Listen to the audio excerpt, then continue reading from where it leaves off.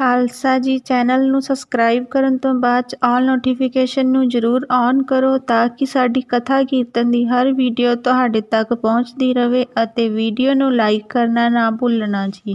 ਤਾਂ ਹਜ਼ੂਰ ਪਾਤਸ਼ਾਹ ਜੀ ਨੇ ਫਿਰ ਨਾਮ ਲਿਆ ਕਿ ਭਾਈ ਲੱਖੂ ਨੂੰ ਕਹੋ ਕਿ ਤੂੰ 500 ਸਵਾਰ ਜਿਹੜਾ ਹੈ 500 ਸਿਪਾਹੀ ਜਿਹੜਾ ਹੈ ਫੌਜ ਜਿਹੜੀ ਹੈ ਉਹ ਲੈ ਕਰਕੇ ਅਗਾਂਹ ਵਧੇ ਤੇ ਉਹਦੇ ਨਾਲ ਮਿਹਰ ਚੰਦ ਤੇ ਅਮੀਆਂ ਇਹ ਦੋ ਜਿਹੜੇ ਨੇ 400 ਫੌਜ ਲੈ ਕਰਕੇ ਉਹਦੀ ਮਦਦ ਦੇ ਵਾਸਤੇ ਅਗਾਂਹ ਵਧਣ। 900 ਸਿਪਾਹੀ ਨੂੰ ਤੋਰਿਆ ਜਾਵੇ ਤੇ ਦੋ ਜੋਟੀਆਂ ਜਿਹੜੀਆਂ ਨੇ ਦੋ ਧਿਰਾਂ ਜਿਹੜੀਆਂ ਨੇ ਬਣਾ ਲਈਆਂ ਜਾਣ, ਸੱਜੇ ਖੱਬੇ ਹੋ ਕੇ ਲੜਨਾ ਹੈ ਤਾਂ ਕਿ ਦੁਸ਼ਮਣ ਦੀ ਫੌਜ ਜਿਹੜੀ ਉਹ ਦੋ ਹਿੱਸਿਆਂ ਦੇ ਵਿੱਚ ਵੰਡੀ ਜਾ ਸਕੇ। ਇੱਧਰੋਂ ਜਦੋਂ ਸੁਨੇਹਾ ਆਇਆ ਤੇ ਭਾਈ ਲੱਖੂ ਜੀ ਨੇ ਵੀ ਤਿਆਰੀ ਕਰ ਲਈ ਹੈ। ਸਾਰੀਆਂ ਫੌਜਾਂ ਤਿਆਰ ਬਰ ਤਿਆਰ ਪਹਿਲਾਂ ਹੀ ਬੈਠੀਆਂ ਸਨ, ਬਸ ਹੁਕਮ ਦੀ ਉਡੀਕ ਵਿੱਚ ਸਨ। ਇੱਧਰੋਂ ਹਮਲਾ ਸ਼ੁਰੂ ਹੋ ਗਿਆ, ਰਾਤ ਪਈ ਹੈ, ਪੂਰਾ ਹਨੇਰਾ ਹੈ। ਇੱਧਰੋਂ ਸਤਿਗੁਰਾਂ ਦੇ ਸਾਹਿਬਜ਼ਾਦੇ ਬਾਬਾ ਗੁਰਦਿੱਤਾ ਸਾਹਿਬ ਜੀ ਬੜੇ ਪਿਆਰ ਨਾਲ ਹਜ਼ੂਰ ਪਾਤਸ਼ਾਹ ਦੇ ਕੋਲ ਆਏ ਨੇ। ਪਹਿਲਾਂ ਵੀ ਆਪਣੇ ਸਾਥੀਆਂ ਦੇ ਵਿੱਚ ਕਿਹਾ ਕਰਦੇ ਸੀ, ਮੈਨੂੰ ਸਮਾਂ ਹੋ ਗਿਆ ਮੈਂ ਕਦੀ ਗੁਰੂ ਸਾਹਿਬ ਜੀ ਦੇ ਨਾਲ ਸਾਥ ਦੇ ਕਰਕੇ ਜੰਗ ਵਿੱਚ ਨਹੀਂ ਲੜਿਆ। ਅੱਜ ਪਿਤਾ ਗੁਰੂ ਅੱਗੇ ਇਹ ਫਰਿਆਦ ਕੀਤੀ ਹੈ ਕਿ ਮਹਾਰਾਜ ਜੀ ਮੇਰੀ ਇੱਛਾ ਹੈ, ਮੇਰੀ ਦਿਲੀ ਭਾਵਨਾ ਹੈ ਕਿ ਜੰਗ ਦੇ ਵਿੱਚ ਲੜਨਾ ਤੇ ਹੈ ਹੀ ਹੈ, ਪਰ ਜੇ ਮੈਂ ਆਪ ਦਾ ਸਾਥ ਲੈ ਕਰਕੇ ਲੜਾਂ, ਤੁਸੀਂ ਮੇਰਾ ਸਾਥ ਦਿਓ, ਆਪਾਂ ਦੋਨੋਂ ਪਿਤਾ ਪੁੱਤਰ ਲੜੀਏ, ਇਸ ਦੁਸ਼ਮਣ ਦਾ ਘਾਤ ਕਰੀਏ ਤਾਂ ਮਹਾਰਾਜ ਮੈਨੂੰ ਬੜੀ ਖੁਸ਼ੀ ਹੋਵੇਗੀ ਕਿ ਮੈਂ ਬੇਸ਼ੱਕ ਗੁਰੂ ਨੂੰ ਕਿਸੇ ਮਦਦ ਦੀ ਲੋੜ ਨਹੀਂ ਹੈ, ਪਰ ਇੱਕ ਬੱਚਾ ਇੱਕ ਪੁੱਤਰ ਜਿਹੜਾ ਉਹਦੇ ਮਨ ਦੀ ਇਹ ਮਨਸ਼ਾ ਭਾਵਨਾ ਹੈ।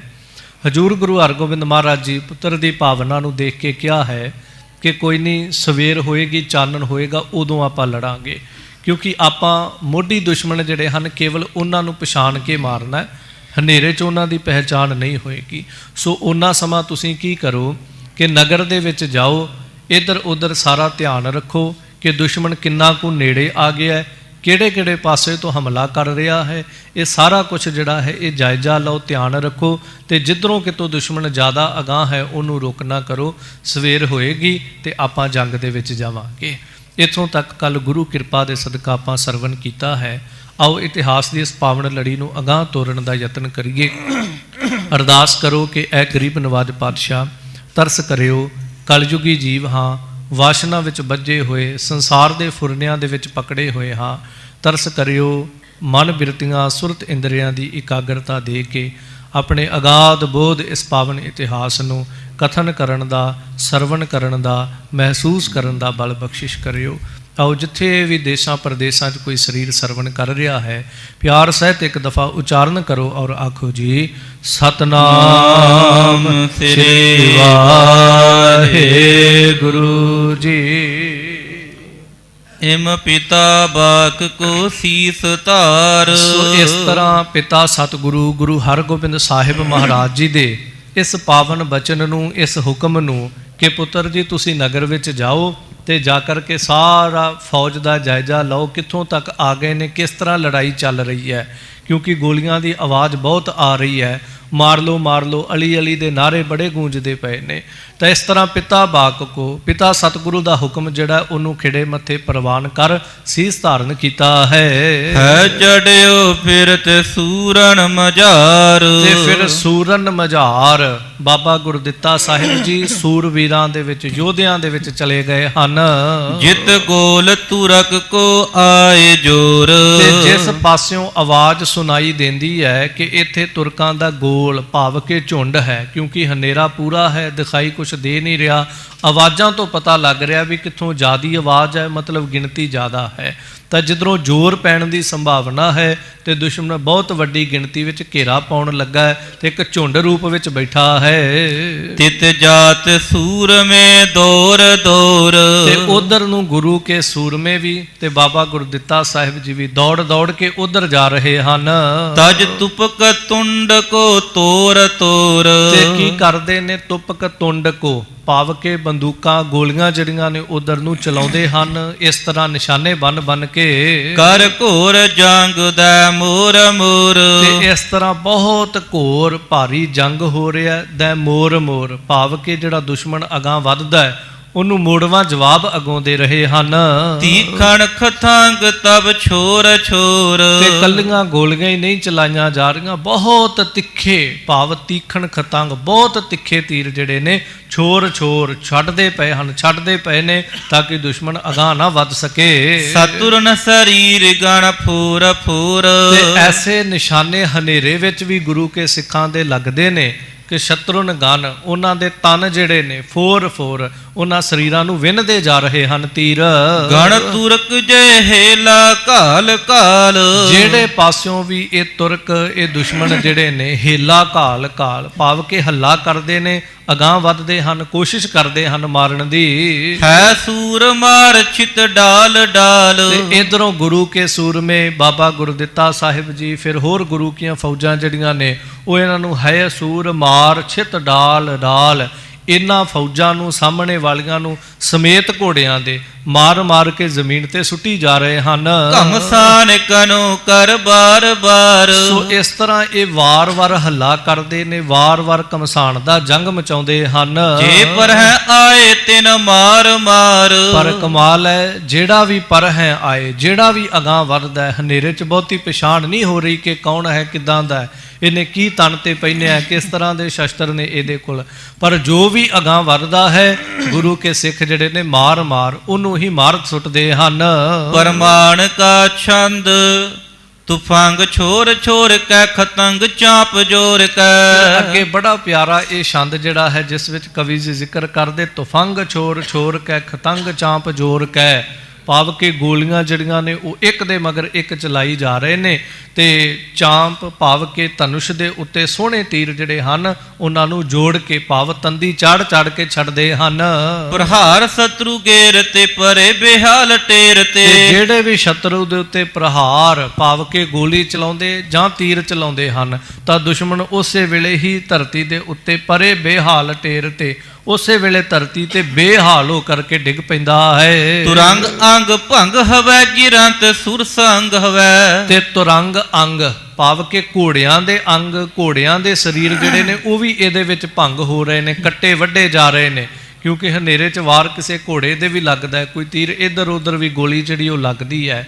ਘੋੜੇ ਜਿਹੜੇ ਨੇ ਉਹ ਵੀ ਕੱਟੇ ਜਾ ਰਹੇ ਹਨ, ਉਹ ਵੀ ਵੱਢੇ ਜਾ ਰਹੇ ਹਨ ਤੇ ਉਹ ਸੂਰ ਸਵੰਗ ਹਵੈ ਭਾਵ ਆਪਣੇ ਸੂਰਮਿਆਂ ਦੇ ਸਮੇਤ, ਆਪਣੇ ਅਸਵਾਰਾਂ ਦੇ ਸਮੇਤ ਘੋੜੇ ਜ਼ਮੀਨ ਤੇ ਡਿੱਗੀ ਜਾ ਰਹੇ ਹਨ। ਤਜੰਤ ਫੇਰ ਧਾਏ ਹੈ ਪਰੰਤ ਇੱਕ ਆਏ ਹੈ। ਤੇ ਜਿਹੜਾ ਬਚਦਾ ਹੈ ਮਾੜਾ ਮੋਟਾ, ਜਿਹਨੂੰ ਪਤਾ ਲੱਗ ਜਾਂਦਾ ਹੁਣ ਮੇਰੀ ਖੈਰ ਨਹੀਂ, ਉਹ ਪਿਛਾਂਹ ਹਟਦਾ ਹੈ, ਉਹ ਪਿਛਾਂਹ ਹਟਦਾ ਹੈ ਤਾਂ ਦੂਜਾ ਅਗਾਂਹ ਵੱਧਦਾ ਹੈ। ਇਦੋਂ ਗੁਰੂ ਕੇ ਸਿੱਖ ਜਦੋਂ ਇੱਕ ਗੋਲੀਆਂ ਚਲਾ ਲੈਂਦਾ ਹੈ ਤਾਂ ਉਹਨੂੰ ਦੁਬਾਰਾ ਆਪਣੀ ਬੰਦੂਕ ਭਰਨੀ ਹੈ, ਉਹ ਥੋੜਾ ਪਿਛਾਂਹ ਹਟ ਜਾਂਦਾ ਹੈ ਤੇ ਦੂਜਾ ਸੂਰਮਾ ਜਿਹੜਾ ਅਗਾਂਹ ਹੋ ਕੇ ਫਿਰ ਵਾਰ ਕਰ ਦਿੰਦਾ ਹੈ। ਕੁਲਾਹਲੰ ਹਲਾਹਲੀ ਬਲੀਨ ਮੈਂ ਚਲਾ ਚਲੀ। ਸੋ ਇਸ ਤਰ੍ਹਾਂ ਕੁਲਾਹਲੰ ਹਲੀ ਹਲੀ ਸਾਰੇ ਪਾਸੇ ਬੜਾ ਭਾਰੀ ਯੁੱਧ ਜਿਹੜਾ ਉਹ ਚੱਲ ਰਿਹਾ, ਹਲਾਹਲ ਹੋ ਰਹੀ ਹੈ ਤੇ ਬਲੀਨ ਮੈਂ ਚੱਲਾ ਚਲੀ, ਸਾਰੇ ਬਲੀਨ ਯੋਧੇ ਸੂਰਮੇ ਜਿਹੜੇ ਨੇ ਉਹ ਚੱਲਾ ਚੱਲੀ ਹੋ ਰਹੀ, ਭਾਵ ਕੋਈ ਇੱਧਰ ਨੂੰ ਚੱਲਦਾ ਹੈ, ਕੋਈ ਇੱਧਰ ਨੂੰ ਚੱਲੀ ਜਾ ਰਿਹਾ ਹੈ। ਸੋ ਜੋਰ ਪਾਏ ਆਵਤੇ ਥਿਰੰਤ ਲਗ ਕਾਵਤੇ। ਬਹੁਤ ਭਾਰੀ ਜ਼ੋਰ ਪਾ ਕੇ ਆਉਂਦੇ ਨੇ, ਇਕੱਠੇ ਜੇ ਹੋ ਕੇ ਨਾ ਇੱਕਦਮ ਜ਼ੋਰ ਦਾ ਹੱਲਾ ਕਰਦੇ ਨੇ, ਪਰ ਅੱਗੇ ਟਿਕਿਆ ਨਹੀਂ ਜਾਂਦਾ। ਜਿਵੇਂ ਹੀ ਅੱਗੋਂ ਵਾਰ ਹੁੰਦੇ ਨੇ ਗੁਰੂ ਕੇ ਸਿੱਖਾਂ ਦੇ, ਘਾਵ ਭਾਵ ਕੇ ਜ਼ਖਮ ਖਾ ਕਰਕੇ ਤੁਰੰਤ ਕੁਛ ਉੱਥੇ ਰੁਕ ਜਾਂਦੇ ਨੇ, ਕੁਛ ਡਿੱਗ ਪੈਂਦੇ ਹਨ। ਨਾ ਤੀਰ ਹੋਣ ਪਾਵਤੇ ਸੋ ਚਾਰ ਔਰ ਧਾਵਤੇ। ਨਾ ਤੀਰ ਹੋਣ, ਇੱਥੇ ਤੀਰ ਦਾ ਅਰਥ ਛੱਡਿਆ ਜਾ ਰਿਹਾ ਤੀਰ ਨਹੀਂ, ਤੀਰ ਦਾ ਅਰਥ ਹੈ ਨੇੜੇ। ਕੋਸ਼ਿਸ਼ ਬੜੀ ਕਰਦੇ ਨੇ ਕਿ ਅਸੀਂ ਗੁਰੂ ਕੇ ਸਿੱਖਾਂ ਦੇ ਨੇੜੇ ਹੋ ਜਾਈਏ, ਪਰ ਵਾਹ ਕੋਈ ਨਹੀਂ ਚੱਲਦੀ ਪਈ। ਅੱਗੋਂ ਤੀਰ ਜਿਹੜੇ ਉਹ ਵਰਖਾ ਦੀ ਤਰ੍ਹਾਂ ਆਉਂਦੇ ਨੇ, ਗੋਲੀਆਂ ਦੀ ਵਰਖਾ ਹੁੰਦੀ ਪਈ ਹੈ, ਨੇੜੇ ਹੋਇਆ ਨਹੀਂ ਜਾ ਰਿਹਾ ਹੈ। ਸੋ ਚਾਰ ਔਰ ਧਾਵਤੇ, ਚਾਰੇ ਪਾਸੇ ਇੱਧਰ ਉੱਧਰ ਘੇਰਾ ਪਾਉਂਦੇ ਨੇ, ਕਦੀ ਇੱਧਰ ਨੂੰ ਹੋ ਜਾਂਦੇ ਨੇ, ਕਦੀ ਇੱਧਰ ਹੋ ਜਾਂਦੇ ਹਨ। ਪ੍ਰੰਤ ਹੂ ਦੇ ਕੇ ਮੁਰੰਤ ਘਾਵ ਖੇਕੈ। ਸੋ ਇਸ ਤਰ੍ਹਾਂ ਬਹੁਤ ਜ਼ਿਆਦਾ ਪ੍ਰੰਤ ਹੂ ਦੇ ਕੇ ਭਾਵ ਕਿ ਸਰੀਰ ਜਿਹੜਾ ਉਹ ਜਦੋਂ ਡਿੱਗਦੇ ਨੇ ਨਾ ਤੇ ਹੂ ਦੇ ਕੇ ਭਾਵ ਚੀਕਾਂ ਮਾਰਦੇ ਨੇ, ਹਾਏ ਹਾਏ ਕਰਕੇ ਸਰੀਰ ਜਿਹੜਾ ਹੈ ਉਹ ਧਰਤੀ ਤੇ ਡਿੱਗਦਾ ਹੈ। ਬਿਲੰਦ ਕੋਪ ਧਾਰਹਿ ਉਚਾਰ ਮਾਰ ਮਾਰਹੀ। ਤੇ ਫਿਰ ਵੀ ਹਿੰਮਤ ਜੀ ਨਹੀਂ ਹਾਰਦੇ ਗੇ, ਬੜਾ ਕੋਪ, ਬੜਾ ਗੁੱਸਾ ਧਾਰਨ ਕਰਕੇ ਫਿਰ ਅਗਾਂਹ ਵੱਧਦੇ ਨੇ ਤੇ ਇੱਕ ਦੂਜੇ ਨੂੰ ਕਹਿੰਦੇ ਨੇ ਮਾਰ ਮਾਰ ਹੀ, ਅੱਜ ਮਾਰ ਲੈਣਾ ਗੁਰੂ ਕੇ ਸਿੱਖਾਂ ਨੂੰ, ਅੱਜ ਮਾਰ ਦੇਣਾ ਗੁਰੂ ਸਾਹਿਬ ਨੂੰ, ਅੱਜ ਆਪਾਂ ਛੱਡਣਾ ਨਹੀਂ। ਇੰਜ ਇੱਕ ਦੂਜੇ ਦੇ ਵਿੱਚ ਨਾਰੇ ਮਾਰ ਕੇ ਜੋਸ਼ ਭਰਦੇ ਹਨ। ਲਗੈ ਤੁਫੰਗ ਤੀਰ ਹੀ ਗਿਰੰਤ ਧੀਰ ਵੀਰ ਹੀ। ਪਰ ਜਿਸ ਨੂੰ ਤੁਫੰਗ ਤੀਰ ਹੀ, ਭਾਵੇਂ ਕਿਸੇ ਨੂੰ ਗੋਲੀ ਲੱਗਦੀ ਹੈ, ਭਾਵੇਂ ਕਿਸੇ ਨੂੰ ਤੀਰ ਲੱਗਦਾ ਹੈ, ਉਸੇ ਵੇਲੇ ਧੀਰਜ ਜਿਹੜਾ ਉਹ ਛੱਡ ਦਿੰਦਾ ਹੈ, ਤੇ ਵੀਰ ਸੂਰਮਾ ਜਿਹੜਾ ਵੀ ਸਾਹਮਣੇ ਖੜਾ ਹੈ ਉਹ ਧੀਰਜ ਛੱਡ ਜ਼ਮੀਨ ਤੇ ਡਿੱਗ ਪੈਂਦਾ ਹੈ। ਪਰੇ ਤੁਰੰਗ ਸੂਰਮਾ ਮਿਲੰਤ ਜਾਤ ਧੂਰਮਾ। ਤੇ ਗੁਰੂ ਕੇ ਸਿੱਖਾਂ ਦਾ ਇੰਨਾ ਜ਼ੋਰ ਦਾ ਇਹਨਾਂ ਦੇ ਉੱਤੇ ਵਾਰ ਹੈ, ਇਹਨਾਂ ਨੂੰ ਜਵਾਬ ਹੈ ਕਿ ਵੱਡੇ ਵੱਡੇ ਇਹਨਾਂ ਦੇ ਸੂਰਮੇ ਜਿਹੜੇ ਨੇ, ਜਿਹੜੇ ਕਹਿੰਦੇ ਸੀ ਅਸੀਂ ਤਾਂ ਇਉਂ ਗਏ ਤੇ ਗੁਰੂ ਨੂੰ ਮਾਰ ਕੇ ਜਾਂ ਗੁਰੂ ਨੂੰ ਫੜ ਕੇ ਇਉਂ ਲੈ ਆਵਾਂਗੇ। ਜਿਹੜੇ ਤੇ ਪੈਂਦੇ ਖਾਂ ਵਰਗੇ ਵੀ ਜਿਹੜੇ ਕਹਿ ਰਹੇ ਸੀ ਉਹਨਾਂ ਦਾ ਹਲੇ ਹਸ਼ਰ ਹੋਣਾ ਹੈ, ਪਰ ਉਹਦੇ ਨਾਲ ਦੇ ਜਿਹੜੇ ਪਠਾਨ ਸਨ ਕਹਿੰਦੇ ਸੀ ਪੈਂਦੇ ਖਾਂ ਤੂੰ ਅੱਗੇ ਲੱਗ, ਅਸੀਂ ਤੇਰੇ ਨਾਲ ਆ, ਬਸ ਗੁਰੂ ਨੂੰ ਫੜਨਾ ਕਿਤੇ ਔਖਾ ਥੋੜ੍ਹੀ ਹੈ। ਪੈਂਦੇ ਖਾਂ ਨੇ ਇੱਥੋਂ ਤੱਕ ਵੀ ਕਿਹਾ ਸੀ ਕਿ ਬਸ ਅਸੀਂ ਜਾਣਾ, ਜੇ ਸਵੇਰੇ ਪਹੁੰਚ ਕੇ ਤੇ ਸ਼ਾਮ ਤੱਕ ਗੁਰੂ ਨੂੰ ਫੜ ਕੇ ਲਈ ਜਾਵਾਂਗੇ ਅਸੀਂ। ਇੱਥੋਂ ਤੱਕ ਵੀ ਇਹਨਾਂ ਦਾ ਹੰਕਾਰ ਬੋਲਦਾ ਸੀ। ਪਰ ਹੁਣ ਇਹਨਾਂ ਦੇ ਪੈਰ ਜ਼ਮੀਨ ਨਹੀਂ ਲੱਗਦੇ। ਜਿਹੜਾ ਵੀ ਇਸ ਵਾਰ ਅੱਗੇ ਵੱਧਦਾ ਹੈ, ਗੁਰੂ ਕੀਆਂ ਫੌਜਾਂ ਦਾ ਵਾਰ ਪੈਂਦਾ ਹੈ, ਜ਼ਮੀਨ ਤੇ ਡਿੱਗਦੇ ਮਿਲੇ ਧੂੜ ਦੇ ਵਿੱਚ ਮਿੱਟੀ ਵਿੱਚ ਮਿਲ ਜਾਂਦੇ ਹਨ। ਦਿਖੰਤ ਨਾ ਅੰਧੇਰ ਮੈਂ ਤਵਾਏ ਜੇ ਦਰੇਰ ਮੈਂ। ਤੇ ਕੁਛ ਵੀ ਇਹਨਾਂ ਨੂੰ ਹਨੇਰੇ ਵਿੱਚ ਦਿਸਦਾ ਨਹੀਂ, ਤੇ ਤਵਾਏ ਮੈਂ ਦਰੇਰ ਮੈਂ, ਭਾਵ ਕਿ ਘੋੜੇ ਜਿਹੜੇ ਨੇ ਉਹਨਾਂ ਨੂੰ ਦੌੜਾਈ ਜਾ ਰਹੇ, ਦਿਸਦਾ ਨਹੀਂ ਪਿਆ ਵੀ ਥੱਲੇ ਆਪਣੇ ਹੀ ਸਿਪਾਹੀ ਡਿੱਗੇ ਪਏ ਨੇ, ਆਪਣੇ ਹੀ ਸਿਪਾਹੀਆਂ ਦੇ ਉੱਤੋਂ ਦੀ ਘੋੜੇ ਲਗਾ ਕੇ ਉਹਨਾਂ ਨੂੰ ਪੈਰਾਂ ਦੇ ਵਿੱਚ ਦਲੀ ਮਸਲੀ ਜਾਂਦੇ ਹਨ। ਗਿਰੰਤ ਤਾਹੇ ਊਪਰੇ ਬਿਨਾ ਹਤੇ ਸਪੂਪਰੇ। ਤੇ ਕਈ ਵਾਰ ਡਿੱਗੇ ਹੋਏ ਘੋੜੇ ਤੇ ਸਿਪਾਹੀ ਜਿਹੜੇ ਮਰੇ ਨੇ ਉਹਨਾਂ ਦੇ ਉੱਤੇ ਆਪ ਹੀ ਅੜ ਕੇ ਡਿੱਗ ਪੈਂਦੇ ਨੇ, ਕਿਉਂਕਿ ਹਨੇਰਾ ਇੰਨਾ ਜ਼ਿਆਦਾ ਹੈ। ਜਦੋਂ ਹਨੇਰੇ 'ਚ ਘੋੜਾ ਦੌੜਾਉਂਦੇ ਨੇ, ਅੱਗੇ ਹੋਰ ਘੋੜਾ ਮਰਿਆ ਪਿਆ ਜਾਂ ਕੋਈ ਸਿਪਾਹੀ ਮਰਿਆ ਪਿਆ, ਉਹਦੇ 'ਚ ਘੋੜੇ ਦਾ ਪੈਰ ਅੜਦਾ ਹੈ, ਘੋੜਾ ਮੁੱਧਾ ਹੋ ਕੇ ਉਹਨਾਂ ਦੇ ਉੱਤੇ ਡਿੱਗ ਪੈਂਦਾ। ਭੱਜੇ ਫਿਰਦੇ ਸਵਾਰ ਆਪ ਜਿਹੜੇ ਸੂਰਮੇ ਨੇ ਉਹਨਾਂ ਨੂੰ ਵੀ ਜਦੋਂ ਬਹੁਤਾ ਨਹੀਂ ਦਿਸਦਾ, ਉਹ ਵੀ ਪੈਰਾਂ 'ਚ ਪਈਆਂ ਹੋਈਆਂ ਲੋਥਾਂ 'ਚ ਪੈਰ ਅੜਦੇ ਨੇ ਤੇ ਡਿੱਗੇ ਮਰੇ ਸੂਰਮਿਆਂ ਦੇ ਉੱਤੇ ਧੜਮ ਕਰਕੇ ਡਿੱਗ ਪੈਂਦੇ ਹਨ। ਦਰੰਤ ਪਾਏ ਸੰਗ ਤੇ ਪਲਾਏ ਕੈ ਤੁਰੰਗ ਤੇ। ਕਈ ਜਿਹੜੇ ਨੇ ਦਰੰਤ ਪਾਏ ਸੰਗ ਤੇ, ਭਾਵ ਜਿਹੜੇ ਘੋੜੇ ਡਿੱਗੇ ਨੇ ਨਾ, ਕਿਉਂਕਿ ਆਪ ਜੀ ਨੂੰ ਪਤਾ ਹੈ ਘੋੜੇ ਦਾ ਸਰੀਰ ਕਾਫੀ ਵਿਸ਼ਾਲ ਹੈ, ਉਹ ਜਦੋਂ ਡਿੱਗਾ ਤਾਂ ਕਈ ਉਹ ਡਿੱਗੇ ਹੋਏ ਘੋੜੇ ਦੇ ਉਹਲੇ ਲੁਕ ਜਾਂਦੇ ਨੇ ਵੀ ਸਾਹਮਣੇ ਜਿਹੜੀ ਗੋਲੀ ਆ ਰਹੀ ਉਹ ਮੇਰੇ ਨਾਲ ਕਿਤੇ ਲੱਗ ਜਾਵੇ। ਕਈ ਡਿੱਗੇ ਹੋਏ ਘੋੜਿਆਂ ਦੇ ਉਹਲੇ ਬਹਿ ਜਾਂਦੇ ਨੇ ਥੱਲੇ ਇੱਕਦਮ, ਤੇ ਕਈ ਜਿਹੜੇ ਨੇ ਹਿੰਮਤ ਕਰਕੇ ਜਦੋਂ ਵੇਂਦੇ ਹੁਣ ਗੋਲੀ ਤੀਰ ਨਹੀਂ ਆ ਰਿਹਾ, ਇੱਕਦਮ ਆਪਣੇ ਘੋੜੇ ਤੇ ਸਵਾਰ ਹੁੰਦੇ, ਅੱਡੀ ਮਾਰਦੇ ਤੇ ਕਿਸੇ ਪਾਸੇ ਨੂੰ ਨਿਕਲ ਜਾਂਦੇ ਹਨ। ਤੁਫੰਗ ਕੇ ਤੜਾਕ ਕੇ ਖਤੰਗ ਕੇ ਸੜਾਕ ਕੇ। ਤੁਫੰਗ ਕੇ ਕੜਾਕ ਕੇ, ਭਾਵ ਗੋਲੀਆਂ ਦੇ ਕੜਕ ਕੜਕ ਦੀ ਆਵਾਜ਼ ਤੇ ਤੀਰਾਂ ਦੀ ਸਰਰ ਦੀ ਆਵਾਜ਼ ਜਿਹੜੀ ਆ ਰਹੀ ਹੈ। ਮਚਿਓ ਕਮੰਡ ਕੋ ਰਹੀ ਮਰੈ ਨ ਤੁੰਡ ਮੋਰਹੀ। ਤੇ ਇਹਨਾਂ ਦਾ ਬੜਾ ਜਦੋਂ ਘੋਰ ਦਾ ਇਹ ਜੰਗ ਹੋਇਆ ਨਾ, ਤੇ ਜਿਨ੍ਹਾਂ ਦੇ ਅੰਦਰ ਥੋੜਾ ਜਿਹਾ ਸੀਗਾ ਜੋਸ਼, ਜਿਹੜੇ ਕਹਿੰਦੇ ਸੀ ਅਸੀਂ ਲੜਨਾ ਮਰਨਾ ਇੱਕ ਕੰਮ ਕਰਨਾ, ਮੱਚਿਓ ਕਮੰਡ ਕੋ ਰਹੀ ਮਰੈ ਨਾ ਤੁੰਡ ਮੋਰਹੀ, ਉਹ ਮਰਦੇ ਨੇ ਅੱਗੇ ਹੋ ਕਰਕੇ, ਉਹ ਆਪਣਾ ਚਿਹਰਾ ਨਹੀਂ ਮੋੜਦੇ, ਭਾਵ ਮੈਦਾਨੇ ਜੰਗ 'ਚ ਪਿੱਠ ਨਹੀਂ ਵਿਖਾਉਂਦੇ। ਤੇ ਜਿਹੜੇ ਕਾਇਰ ਨੇ ਉਹ ਗੁਰੂ ਕੇ ਹਮਲੇ, ਗੁਰੂ ਕੀਆਂ ਫੌਜਾਂ ਦੇ ਇਸ ਮਹਾਨ ਹਮਲੇ ਤੋਂ ਡਰ ਕੇ ਕੋਈ ਇੱਧਰ ਉੱਧਰ ਹੋ ਗਿਆ, ਕੋਈ ਘੋੜਿਆਂ ਦੇ ਉੱਲੇ ਛੁਪ ਗਿਆ, ਕੋਈ ਪਿਛਾਂ ਮੁੜ ਗਿਆ ਹੈ। ਕਿਤੇ ਕਤਰਾਸ ਪਾਏ ਕਿ ਨਾ ਹੋਤ ਸਮੁਹਾਇ ਕਾ। ਕਈ ਤਾਂ ਇੰਨੇ ਡਰ ਗਏ ਆ ਨਾ, ਜਿਹੜੇ ਕਹਿੰਦੇ ਸੀ ਅਸੀਂ ਤਾਂ ਬਸ ਅੱਜ ਗਏ ਤੇ ਅਸੀਂ ਮੁੜੇ ਲਓ, ਇੰਨੇ ਕੁ ਡਰ ਗਏ ਨੇ, ਹਲੇ ਹਨੇਰਾ ਹੈ। ਇਹ ਦੇਖੋ ਹਲੇ ਨਾ ਗੁਰੂ ਕੀ ਫੌਜ ਦੇ ਦਰਸ਼ਨ ਵੀ ਨਹੀਂ ਕੀਤੇ। ਜਦੋਂ ਕਿਤੇ ਗੁਰੂ ਕੇ ਸਿੱਖਾਂ ਦੇ ਦਰਸ਼ਨ ਕਰਨਗੇ ਉਦੋਂ ਇਹਨਾਂ ਦਾ ਕੀ ਹਾਲ ਹੋਏਗਾ, ਕਿਉਂਕਿ ਗੁਰੂ ਕੇ ਸਿੱਖਾਂ ਦੇ ਦਰਸ਼ਨ ਜਿਹੜੇ ਨੇ ਉਹ ਵੀ ਸੱਚ ਜਾਣਿਓ ਦਰਗਾਹੀ ਦਰਸ਼ਨ ਹੁੰਦੇ ਨੇ, ਇਲਾਹੀ ਦਰਸ਼ਨ ਨੇ। ਜਿਹੜੇ ਬਾਣੀ ਪੜ੍ਹਦੇ ਨੇ ਉਹਨਾਂ ਦੇ ਚਿਹਰੇ ਦੀ ਰੂਹਾਨੀਅਤ, ਉਹਨਾਂ ਦੇ ਚਿਹਰੇ ਦਾ ਨੂਰ, ਉਹਨਾਂ ਦੇ ਚਿਹਰੇ ਦਾ ਜਾਹੋ ਜਲਾਲ, ਇਹ ਕਿੱਥੋਂ ਤੱਕ ਲੈਣਗੇ, ਹਲੇ ਹਨੇਰਾ ਹੀ ਹੈ। ਤੇ ਗੁਰੂ ਕੇ ਸਿੱਖ ਜਦੋਂ ਬਾਣੀ ਦੀਆਂ ਆਵਾਜ਼ਾਂ ਇਹਨਾਂ ਦੇ ਕੰਨੀ ਕੱਲ ਪਈਆਂ ਸੀ, ਅੱਧੇ ਤਾਂ ਉਦੋਂ ਹੀ ਡਰ ਗਏ ਸੀਗੇ ਇਹ ਲੋਕ। ਹੁਣ ਜਦੋਂ ਇਧਰੋਂ ਤੀਰ ਆਏ ਨੇ ਤਾਂ ਜਿਹੜੇ ਕਾਇਰ ਨੇ ਉਹ ਡਰ ਕੇ ਪਿਛਾਂ ਹਟਣ ਲੱਗ ਪਏ ਹਨ। ਤੁਰੰਤ ਆਣ ਥਾਨ ਕੋ ਪ੍ਰਹਾਨ ਕੋ ਗੁਮਾਨ ਕੋ। ਤੇ ਕਈ ਤੁਰੰਤ ਆਨ ਥਾਨ ਕੋ ਟਰ ਜਾਂਦੇ ਨੇ, ਜਿਵੇਂ ਟਾਲ ਮਟੋਲ ਕਰ ਜਾਂਦੇ ਨੇ ਜੰਗ ਤੋਂ, ਵੀ ਇੱਧਰ ਉੱਧਰ ਹੋ ਕੇ ਸਮਾਂ ਕੱਢ ਲਈਏ, ਕਿਸੇ ਤਰ੍ਹਾਂ ਬਚ ਕੇ ਘਰਾਂ ਨੂੰ ਚਲੇ ਜਾਈਏ। ਤੇ ਪ੍ਰਹਾਨ ਹੈ ਗੁਮਾਨ ਕੋ। ਤੇ ਜਿਹੜਾ ਬੜਾ ਇਹਨਾਂ ਦੇ ਅੰਦਰ ਹੰਕਾਰ ਸੀ ਨਾ ਕਿ ਸਾਡੇ ਵਰਗੇ ਸੂਰਮੇ ਗੁਰੂ ਕੋਲ ਕਿੱਥੇ ਹੋਣਗੇ, ਕਿਉਂਕਿ ਗੁਰੂ ਕੋਲ ਤਾਂ ਸਿੱਖ ਰਹਿੰਦੇ ਨੇ ਤੇ ਸਿੱਖਾਂ ਨੂੰ ਖੌਰੇ ਪਤਾ ਨਹੀਂ ਸ਼ਸਤਰ ਚਲਾਉਣੇ ਆਉਂਦੇ ਆ ਕਿ ਨਹੀਂ। ਕਦੀ ਕਲਗੀਧਰ ਪਾਤਸ਼ਾਹ ਦੇ ਸਮੇਂ ਤੇ ਵੀ ਪਹਾੜੀ ਰਾਜਿਆਂ ਨੇ ਹੀ ਕਿਹਾ ਸੀ ਕਿ ਗਰੀਬ ਸਿੱਖ ਨੇ, ਇਹ ਕਿਤੇ ਕਈਆਂ ਚਲਾਉਣ ਵਾਲੇ ਨੇ, ਕਿਤੇ ਹੱਥਾਂ ਨਾਲ ਮਿਹਨਤ ਕਰਨ ਵਾਲੇ ਨੇ। ਇਹਨਾਂ ਨੂੰ ਕੀ ਪਤਾ ਸ਼ਸਤਰ ਕਿੱਦਾਂ ਫੜੀਦੇ ਨੇ, ਇਹਨਾਂ ਨੂੰ ਕੀ ਪਤਾ ਸ਼ਸਤਰ ਕਿੱਦਾਂ ਚਲਾਈਦੇ ਨੇ। ਇਹੀ ਭੁਲੇਖਾ ਇਹਨਾਂ ਨੇ ਖਾਧਾ, ਇਹੀ ਭੁਲੇਖਾ ਪਹਾੜੀਆਂ ਨੇ ਖਾਧਾ, ਤੇ ਸੱਚ ਜਾਣੋ ਇਹੀ ਭੁਲੇਖਾ ਕਦੀ ਸਮੇਂ ਦੀਆਂ ਸਰਕਾਰਾਂ ਵੀ ਖਾ ਗਈਆਂ ਵੀ ਇਹ ਸ਼ਾਇਦ ਪਿੰਡਾਂ ਵਿੱਚ ਖੇਤਾਂ 'ਚ ਕੰਮ ਕਰਨ ਵਾਲੇ ਅਨਪੜ੍ਹ ਜੇ ਗਰੀਬ ਜੇ ਲੋਕ ਨੇ, ਇਹਨਾਂ ਨੂੰ ਕੀ ਪਤਾ ਸਰਕਾਰਾਂ ਨਾਲ ਕਿਵੇਂ ਮੱਥੇ ਲਾਈਦੇ ਨੇ। ਪਰ ਸ਼ਾਇਦ ਇਹਨਾਂ ਕਦੀ ਇਤਿਹਾਸ ਨਹੀਂ ਸੀ ਪੜ੍ਹੇ, ਹੁਣ ਇਹਨਾਂ ਨੂੰ ਸਮਝ ਆ ਗਈ ਕਿਤੇ ਨਾ ਕਿਤੇ ਕਿ ਸਿਰਫ ਖੇਤਾਂ 'ਚ ਕੰਮ ਕਰਨ ਵਾਲੇ ਨਹੀਂ, ਇਹ ਤਖਤੇ ਪਲਟਣ ਵਾਲੇ ਲੋਕ ਹਨ। ਸੋ ਗਰੀਬ ਨਵਾਜ਼ ਪਾਤਸ਼ਾਹ ਜੀ ਦੀਆਂ ਫੌਜਾਂ ਸਾਹਮਣੇ ਨੇ, ਤਾਂ ਇਹ ਜਿਹੜੇ ਸੂਰਮੇ ਹਨ, ਪ੍ਰਹਾਨ ਹੈ ਗੁਮਾਨ ਕੋ, ਇਹਨਾਂ ਅੰਦਰ ਜਿਹੜਾ ਹੰਕਾਰ ਸੀ ਨਾ, ਸਾਹਮਣਾ ਹੱਲਾ ਦੇਖ ਕੇ ਇਹਨਾਂ ਦਾ ਹੰਕਾਰ ਉੱਥੇ ਹੀ ਟੁੱਟ ਗਿਆ, ਇਹਨਾਂ ਦਾ ਮਾਨ ਜਿਹੜਾ ਆਪਣੇ ਆਪ ਖਤਮ ਹੋ ਗਿਆ ਹੈ। ਵਜੇ ਜੁਝਾਊ ਬਾਦਤਾ ਉਤੰਗ ਜੰਗ ਨਾਦਤਾ, ਤੇ ਜੰਗ ਦੇ ਉਤੰਗ ਚਾਹ ਦੇਣ ਵਾਲੇ ਜਿਹੜੇ ਨਾਦ, ਨਗਾਰੇ, ਦੁੰਦਬੀਆਂ, ਨਫੀਰੀਆਂ ਵੱਜਦੀਆਂ ਨੇ। ਤੇ ਫਿਰ ਕਵੀ ਸਾਹਿਬ ਕਹਿੰਦੇ ਨੇ ਵਜੇ ਜੁਝਾਊ ਬਾਦਤਾ, ਭਾਵ ਜੁਝਾਰੂ ਸੂਰਮੇ ਜਿਹੜੇ ਨੇ ਉਹ ਨਾਦ ਪੈਦਾ ਕਰਦੇ ਹਨ। ਪ੍ਰਚਾਰ ਵੀਰ ਆਵਤੇ ਮਰੰਗ ਤੁਫ ਕੰਪਾਵਤੇ, ਇਸ ਤਰ੍ਹਾਂ ਬੜਾ ਚਾਅ ਧਾਰਨ ਕਰਕੇ ਨਾ ਸੂਰਮੇ ਜਿਹੜੇ ਨੇ ਉਹ ਅੱਗੇ ਆਉਂਦੇ ਨੇ। ਪ੍ਰਚਾਰ ਵੀਰ ਆਵਤੇ ਭਾਵ ਅੱਗੇ ਵੱਧਦੇ ਹਨ, ਅੱਗੇ ਆਉਂਦੇ ਹਨ। ਉਸ ਤੋਂ ਬਾਅਦ ਫਿਰ ਵਿਸ਼ਾਲ ਮਰੈ ਤੁਫੰਗ ਘਾਵਤੇ, ਜਦੋਂ ਅੱਗੋਂ ਗੋਲੀਆਂ ਦਾ ਵਾਰ ਹੁੰਦਾ ਹੈ ਤਾਂ ਇਹ ਦੁਸ਼ਮਣ ਜਿਹੜੇ ਨੇ ਘਾਵ ਖਾ ਕੇ ਮਰ ਜਾਂਦੇ ਹਨ। ਵਿਲੰਬ ਨਾ ਲਗੰਤ ਹੈ ਚਟਾਪਟੀ ਜੁਝੰਤ ਹੈ, ਬਹੁਤੀ ਦੇਰ ਨਹੀਂ ਲੱਗਦੀ ਕਿ ਜੇ ਕੋਈ ਕਵੇ ਵੀ ਪਤਾ ਨਹੀਂ ਕਿੰਨਾ ਕੁ ਸਮਾਂ ਲੱਗ ਜਾਂਦਾ। ਚਟਾਪਟੀ ਜੁਝੰਤ ਹੈ, ਝਟਪਟ ਹੀ ਆਉਂਦੇ ਨੇ, ਝਟਪਟ ਹੀ ਅੱਗੇ ਵੱਧ ਜਾਂਦੇ ਨੇ, ਹਮਲਾ ਕਰਦੇ ਨੇ। ਸਕਿੰਟਾਂ ਮਿੰਟਾਂ ਦੀ ਖੇਡ ਜੀ ਵਰਤਦੀ ਹੈ, ਜਿਵੇਂ ਕਹਿ ਲਓ ਵੀ ਇਹ ਹਮਲਾ ਕਰਦੇ ਨੇ, ਬਸ ਇੱਕਦਮ ਅੱਗੇ ਵੱਧਦੇ ਨੇ। ਇੱਧਰੋਂ ਇੱਕਦਮ ਗੁਰੂ ਕੀਆਂ ਫੌਜਾਂ ਹਮਲਾ ਇਹਨਾਂ ਨੂੰ ਜਵਾਬ ਦਿੰਦੀਆਂ ਨੇ, ਪਤਾ ਹੀ ਨਹੀਂ ਲੱਗਦਾ ਕਦੋਂ ਜ਼ਮੀਨ ਤੇ ਮੁੱਦੇ ਹੋ ਕੇ ਡਿੱਗ ਪੈਂਦੇ ਨੇ। ਮਿੰਟਾਂ 'ਚ ਸਾਰੀ ਖੇਡ ਜਿਹੜੀ ਉਹ ਵਰਤ ਜਾਂਦੀ, ਤੇ ਝਟਾਪਟ ਅਗਲੇ ਡਿੱਗਦੇ ਨੇ, ਪਿਛਲੇ ਫਿਰ ਹਮਲਾ ਕਰਦੇ ਨੇ। ਪਿਛਲੇ ਜਿਵੇਂ ਹੀ ਹਮਲਾ ਕਰਦੇ, ਇੱਧਰੋਂ ਫਿਰ ਜਵਾਬ ਮਿਲਦਾ, ਉਹ ਵੇਂਦਿਆਂ ਵੇਂਦਿਆਂ ਜ਼ਮੀਨ ਵਿਛ ਜਾਂਦੇ ਹਨ।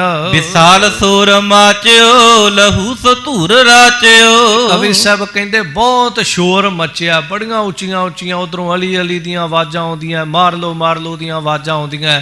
ਤੇ ਜਿਹੜੇ ਸੂਰਮੇ ਫੱਟ ਖਾ ਕੇ ਕੁਝ ਘਾਇਲ ਹੋ ਗਏ ਨੇ, ਕੁਝ ਮਰ ਗਏ ਨੇ, ਜਿਹੜੇ ਜ਼ਮੀਨ ਤੇ ਡਿੱਗੇ ਨੇ, ਉਹਨਾਂ ਦੇ ਲਹੂ ਦੇ ਨਾਲ ਧਰਤੀ ਮਿੱਟੀ ਜਿਹੜੀ ਹੈ ਉਹ ਬਿਲਕੁਲ ਗੜੁੱਚ ਹੈ, ਗੁੰਨੀ ਗਈ ਹੈ। ਦੋਹਰਾ ਇਸ ਪ੍ਰਕਾਰ ਸੰਗਰ ਮਚਿਓ ਤਿਮਰ ਜਾਮਨੀ ਮਾਹੇ, ਇਸ ਤਰ੍ਹਾਂ ਰਾਤ ਦੇ ਹਨੇਰੇ ਅੰਦਰ ਬਹੁਤ ਭਾਰੀ ਯੁੱਧ ਜਿਹੜਾ ਹੈ, ਕਵੀ ਸਾਹਿਬ ਕਹਿੰਦੇ ਤਿਮਰ ਜਾਮਨੀ ਮਾਹੇ, ਇਸ ਰਾਤ ਦੇ ਹਨੇਰੇ 'ਚ ਬਹੁਤ ਭਾਰੀ ਯੁੱਧ ਜਿਹੜਾ ਉਹ ਮੱਚ ਚੁੱਕਾ ਹੈ। ਧੁਖ ਹੈ ਪਲੀਤੇ ਬ੍ਰਿੰਦ ਹੀ ਉਠ ਹੈ ਸਬਦ ਬੜ ਜਾਹੇ, ਮਨੁੱਖ ਨੂੰ ਮਨੁੱਖ ਨਹੀਂ ਬਹੁਤਾ ਦਿਸਦਾ ਪਿਆ। ਬਸ ਜਦੋਂ ਬੰਦੂਕਾਂ ਚੱਲਦੀਆਂ ਨੇ, ਬੰਦੂਕਾਂ ਦੀਆਂ ਨਾਲੀਆਂ 'ਚੋਂ ਜਦੋਂ ਪਲੀਤਾ ਨਿਕਲਦਾ ਹੈ, ਪਲੀਤਾ ਦਿੱਤਾ ਜਾਂਦਾ, ਗੋਲੀ ਚੱਲਦੀ, ਜਿਹੜੀ ਅੱਗ ਨਿਕਲਦੀ ਹੈ, ਜਾਂ ਤਾਂ ਸਿਰਫ ਅੱਗ ਦਿਸਦੀ ਹੈ ਤੇ ਜਾਂ ਫਿਰ ਆਵਾਜ਼ਾਂ ਸੁਣਦੀਆਂ ਨੇ ਕਿ ਇੰਨੀ ਗੋਲੀ ਚੱਲ ਰਹੀ ਹੈ, ਜਾਂ ਤੀਰਾਂ ਦੀਆਂ ਆਵਾਜ਼ਾਂ ਤੋਂ ਅੰਦਾਜ਼ੇ ਲੱਗਦੇ ਨੇ ਕਿ ਇੰਨਾ ਭਾਰੀ ਜੰਗ ਮੱਚ ਚੁੱਕਾ ਹੈ। ਮਨੁੱਖ ਨੂੰ ਮਨੁੱਖ ਨਹੀਂ ਦਿਸ ਰਿਹਾ। ਦੋਹਰਾ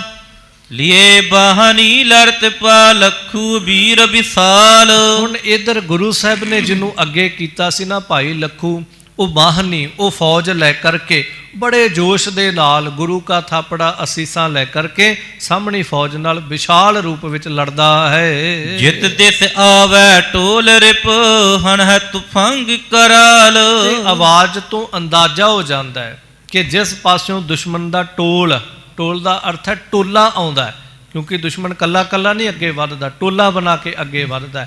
ਜਿਵੇਂ ਹੀ ਅੱਗੇ ਵੱਧਦਾ ਹੈ ਉਹਨਾਂ ਦੀ ਆਵਾਜ਼ ਤੋਂ ਪਤਾ ਲੱਗਦਾ ਹੈ। ਤੇ ਇੱਧਰੋਂ ਭਾਈ ਲੱਖੂ ਜੀ ਆਪਣੇ ਸਿਪਾਹੀਆਂ ਨੂੰ ਹੁਕਮ ਕਰਦੇ ਨੇ ਤੇ ਨਾਲ ਹੀ ਹਮਲਾ ਕਰਦੇ ਨੇ, ਤੇ ਦੁਸ਼ਮਣ ਦਾ ਟੋਲਾ ਕੁਝ ਖਿੰਡ ਜਾਂਦਾ ਹੈ, ਕੁਝ ਮਰ ਜਾਂਦਾ ਹੈ, ਕੁਝ ਜ਼ਖਮੀ ਹੋ ਡਿੱਗ ਪੈਂਦਾ ਹੈ। ਭੁਜੰਗ ਪ੍ਰਿਆਤ ਛੰਦ ਨਹੀਂ ਨੇਰ ਢੂਕੇ ਕਪਿਓ ਖਾਨ ਕਾਲਾ, ਜਦੋਂ ਇਹਨਾਂ ਨੇ ਬੜੀ ਕੋਸ਼ਿਸ਼ ਕੀਤੀ ਹੈ ਪਰ ਨਹੀਂ ਨੇਰ ਢੂਕੇ, ਗੁਰੂ ਨੂੰ ਫੜਨਾ ਤੇ ਬੜੀ ਦੂਰ ਦੀ ਗੱਲ ਹੈ, ਗੁਰੂ ਕਿਆਂ ਸਿੱਖਾਂ ਨੂੰ ਮਾਰਨਾ ਬੜੀ ਦੂਰ ਦੀ ਗੱਲ ਹੈ। ਇਹ ਤਾਂ ਨਗਰ ਦੇ ਅੰਦਰ ਵੀ ਨਾ ਆ ਸਕੇ ਹਾਲੇ ਤੱਕ, ਇਹ ਤਾਂ ਗੁਰੂ ਕੀਆਂ ਫੌਜਾਂ ਦੇ ਨੇੜੇ ਵੀ ਨਾ ਹੋ ਸਕੇ। ਤੇ ਜਿਹੜਾ ਕਾਲੇ ਖਾਨ ਸੀ, ਇਹਨੇ ਜਦੋਂ ਇਹ ਸਾਰੀ ਸਥਿਤੀ ਨੂੰ ਦੇਖਿਆ ਤਾਂ ਸੁਭਾਵਕ ਇਹਨੂੰ ਕ੍ਰੋਧ ਆਉਣਾ, ਬੜੇ ਕ੍ਰੋਧ ਵਿੱਚ ਆ ਕੇ ਕਹਿਣ ਲੱਗਾ, ਸੋ ਉੱਚੇ ਉਚਾਰਿਓ ਕਠੋਰੰ ਵਿਸਾਲਾ, ਤੇ ਬੜੇ ਕਠੋਰ, ਬੜੇ ਵਿਸ਼ਾਲ ਸ਼ਬਦ ਉਹਨੇ ਉੱਚੀ ਆਵਾਜ਼ ਦੇ ਵਿੱਚ ਜਿਹੜੇ ਸੈਨਾਪਤੀ ਸਨ ਉਹਨਾਂ ਨੂੰ ਸੰਬੋਧਨ ਕਰਕੇ ਕਹੇ ਹਨ। ਕਹਾਂ ਤਰਾਸ ਧਾਰਿਓ ਖਰੇ ਦੇਰ ਲਾਵੋ, ਕਹਿੰਦਾ ਕੀ ਹੋ ਗਿਆ ਤੁਹਾਨੂੰ ਕਾਹਦਾ ਡਰ ਤੁਹਾਨੂੰ ਪੈ ਗਿਆ? ਖਰੇ ਦੇਰ ਲਾਵੋ, ਮੈਂ ਦੇਖਦਾ ਪਿਆ ਤੁਸੀਂ ਇੱਕੋ ਥਾਂ ਤੇ ਖੜੇ ਹੋਏ ਹੋ, ਹਾਲੇ ਤੱਕ ਨਾ ਕੋਈ ਬਹੁਤਾ ਅਗਾਂਹ ਵਧਿਆ ਹੈ, ਨਾ ਕੋਈ ਸਾਨੂੰ ਪ੍ਰਾਪਤੀ ਹੋਈ ਹੈ। ਦੇਰੀ ਕਿਉਂ ਲਾ ਰਹੇ ਹੋ? ਕਾਇਰ ਕਿਉਂ ਬਣ ਗਏ ਹੋ? ਡਰ ਕਿਉਂ ਗਏ ਹੋ? ਕਾਹਦਾ ਤਰਾਸ ਤੁਹਾਡੇ ਵਿੱਚ ਪੈਦਾ ਹੋ ਗਿਆ? ਕਰਿਓ ਕਿਉਂ ਨਾ ਹੇਲਾ ਸੋ ਆਪਾ ਬਚਾਵੋ। ਤੇ ਕਾਲੇ ਖਾਂ ਆਪਣੇ ਸੈਨਾਪਤੀਆਂ ਨੂੰ ਕਹਿੰਦਾ ਹੈ, ਹੇਲਾ ਕਿਉਂ ਨਹੀਂ ਕਰਦੇ? ਹਮਲਾ ਕਿਉਂ ਨਹੀਂ ਕਰਦੇ ਪਏ? ਕਿਉਂ ਆਪਾ ਬਚਾਵੋ? ਕਿਉਂ ਆਪਣੀਆਂ ਜਾਨਾਂ ਪਿਆਰੀਆਂ ਹੋ ਗਈਆਂ ਤੁਹਾਨੂੰ? ਕਿਉਂ ਤੁਹਾਨੂੰ ਪ੍ਰਾਣ ਪਿਆਰੇ ਹੋ ਗਏ? ਇੰਜ ਲੱਗਦਾ ਜਿਵੇਂ ਤੁਸੀਂ ਆਪਣਾ ਆਪ ਬਚਾਉਣ ਤੇ ਲੱਗੇ ਹੋ। ਗੁਰ ਸੈਨ ਥੋਰੀ ਜਥਾ ਲੋਨ ਆਟਾ। ਕਹਿੰਦਾ ਗੁਰੂ ਕੀ ਸੈਨਾ ਕੋਈ ਬਹੁਤ ਵੱਡੀ ਥੋੜੀ ਹੈ। ਗੁਰੂ ਸੈਨ ਥੋੜੀ, ਗੁਰੂ ਕੀ ਸੈਨਾ ਤੇ ਬੜੀ ਥੋੜੀ ਜੀ ਮੁੱਠੀ ਭਰ ਹੈ। ਤੇ ਇੱਕ ਉਦਾਹਰਣ ਦੇ ਕੇ ਕਹਿੰਦਾ ਇਸ ਤਰ੍ਹਾਂ ਹੈ, ਜਥਾ ਲੋਨ ਆਟਾ, ਜਿਵੇਂ ਆਟੇ ਦੇ ਵਿੱਚ ਕੋਈ ਲੂਣ ਪਾਇਆ ਹੋਵੇ, ਆਟਾ ਬਹੁਤ ਹੋਵੇ ਤੇ ਥੋੜਾ ਜਿਹਾ ਉਹਦੇ 'ਚ ਅੱਧੀ ਮੁੱਠੀ ਲੂਣ ਪਾਇਆ ਹੋਵੇ ਤੇ ਕੋਈ ਬਹੁਤਾ ਨਹੀਂ ਹੈ। ਕਹਿੰਦਾ ਗੁਰੂ ਕੀ ਸੈਨਾ ਆਟੇ 'ਚ ਲੂਣ ਬਰਾਬਰ ਜਾਣਨੀ ਕਰੋ। ਪਰੋ ਇੱਕ ਬਾਰੀ ਅਸੀਂ ਕਾਢ ਕਾਟਾ। ਤੇ ਕਹਿੰਦਾ ਅਸੀਂ ਕਾਢ, ਅਸੀਂ ਭਾਵ ਤਲਵਾਰਾਂ ਜਿਹੜੀਆਂ ਨੇ ਮਿਆਨਾਂ 'ਚੋਂ ਕੱਢੋ। ਹਾਲੇ ਤੁਸੀਂ ਅੱਧਿਆਂ ਨੇ ਤਾਂ ਤਲਵਾਰਾਂ ਹੀ ਬਾਹਰ ਨਹੀਂ ਕੱਢੀਆਂ।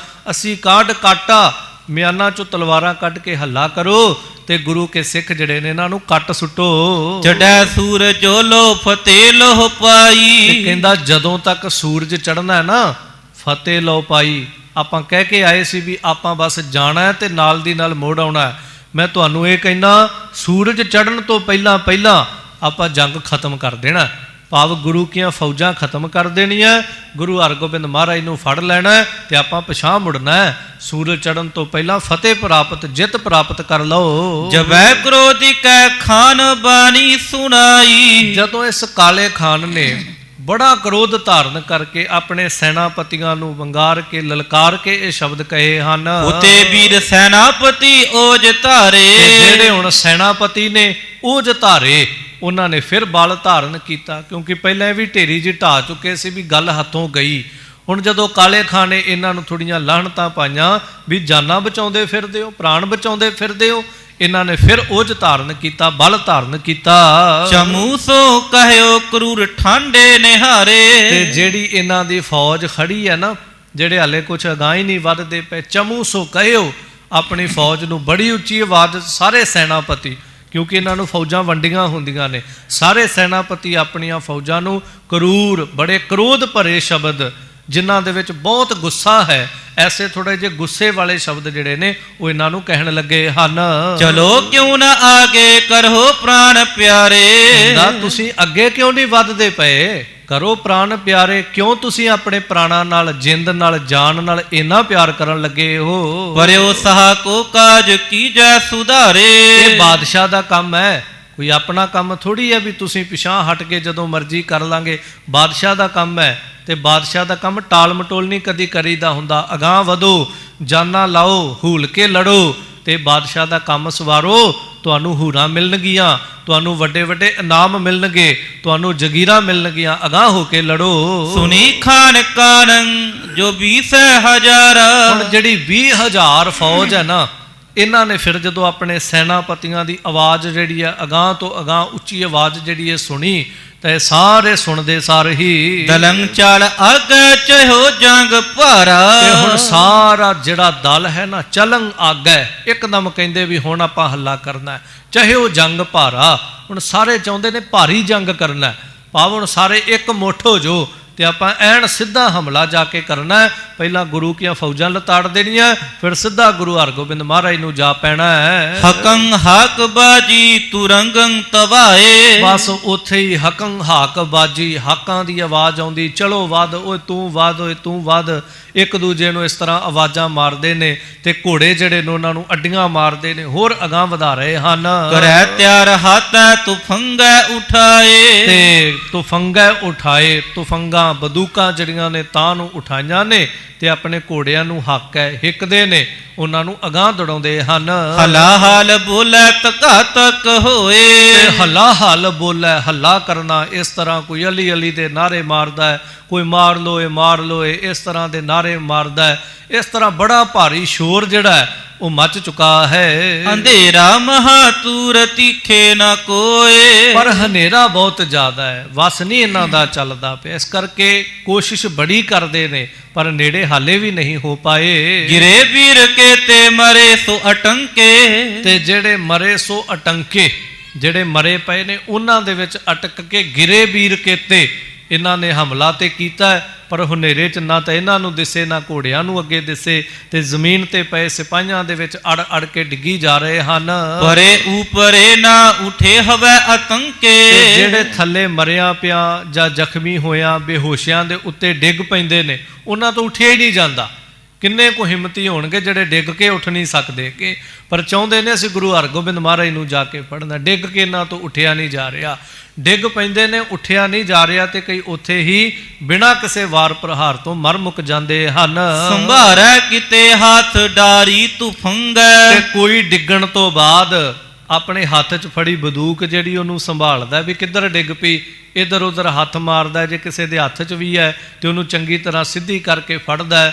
ਇੰਜ ਕੋਈ ਆਪਣੇ ਆਪ ਨੂੰ ਸੰਭਾਲਦਾ, ਫਿਰ ਆਪਣੇ ਘੋੜੇ ਤੇ ਸਵਾਰ ਹੋਣ ਦੀ ਕੋਸ਼ਿਸ਼ ਕਰਦਾ ਹੈ। ਕਿਤੇ ਛੂਟ ਕੈ ਛੂਛ ਦੋਰੇ ਤੁਰੰਗੈ, ਤੇ ਕਈ ਜਿਹੜੇ ਨੇ ਉਹ ਤੁਰੰਗੈ ਭਾਵ ਘੋੜੇ ਨੂੰ ਦੜਾਉਂਦੇ ਨੇ, ਪਰ ਕਈ ਅਸਵਾਰ ਡਿੱਗ ਪਏ ਨੇ ਤੇ ਛੂਛ ਦੋਰੇ ਤੁਰੰਗੈ, ਘੋੜੇ ਉਹ ਖਾਲੀ ਦੌੜਦੇ ਫਿਰਦੇ ਨੇ।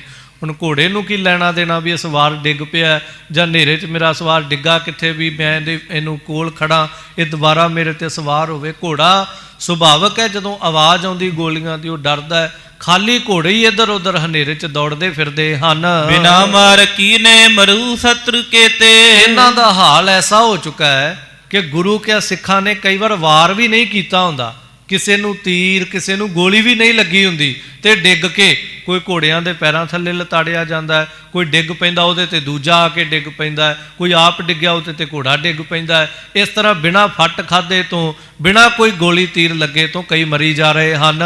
ਤਰੇ ਉਪਰੇ ਹੋਤ ਭੈ ਕੇ ਸਮੇਂ ਤੇ ਕਈ ਤਰੇ ਉਪਰੇ ਹੋਤ ਭਾਵ ਉੱਤੇ ਥੱਲੇ ਹੁੰਦੇ ਪਏ ਨੇ। ਜੋ ਕੋਈ ਕਿਸੇ ਦੇ ਉੱਤੇ ਡਿੱਗ ਪਿਆ ਉਹ ਥੱਲੇ ਵਾਲਾ ਤਾਂ ਨਿਕਲਣ ਦੀ ਕੋਸ਼ਿਸ਼ ਕਰਦਾ ਕਿ ਭਾਈ ਮੈਨੂੰ ਤਾਂ ਉੱਠਣ ਦੇ, ਉਹ ਜਦੋਂ ਤਾਂ ਨਿਕਲਦਾ ਤਾਂ ਉੱਤੇ ਵਾਲਾ ਥੱਲੇ ਡਿੱਗ ਪੈਂਦਾ। ਆ ਇਹਨਾਂ ਦੇ ਹਾਲ ਹੁੰਦੇ ਪਏ ਨੇ ਤੇ ਬਹੁਤ ਜ਼ਿਆਦਾ ਬੁਰਾ ਹਾਲ।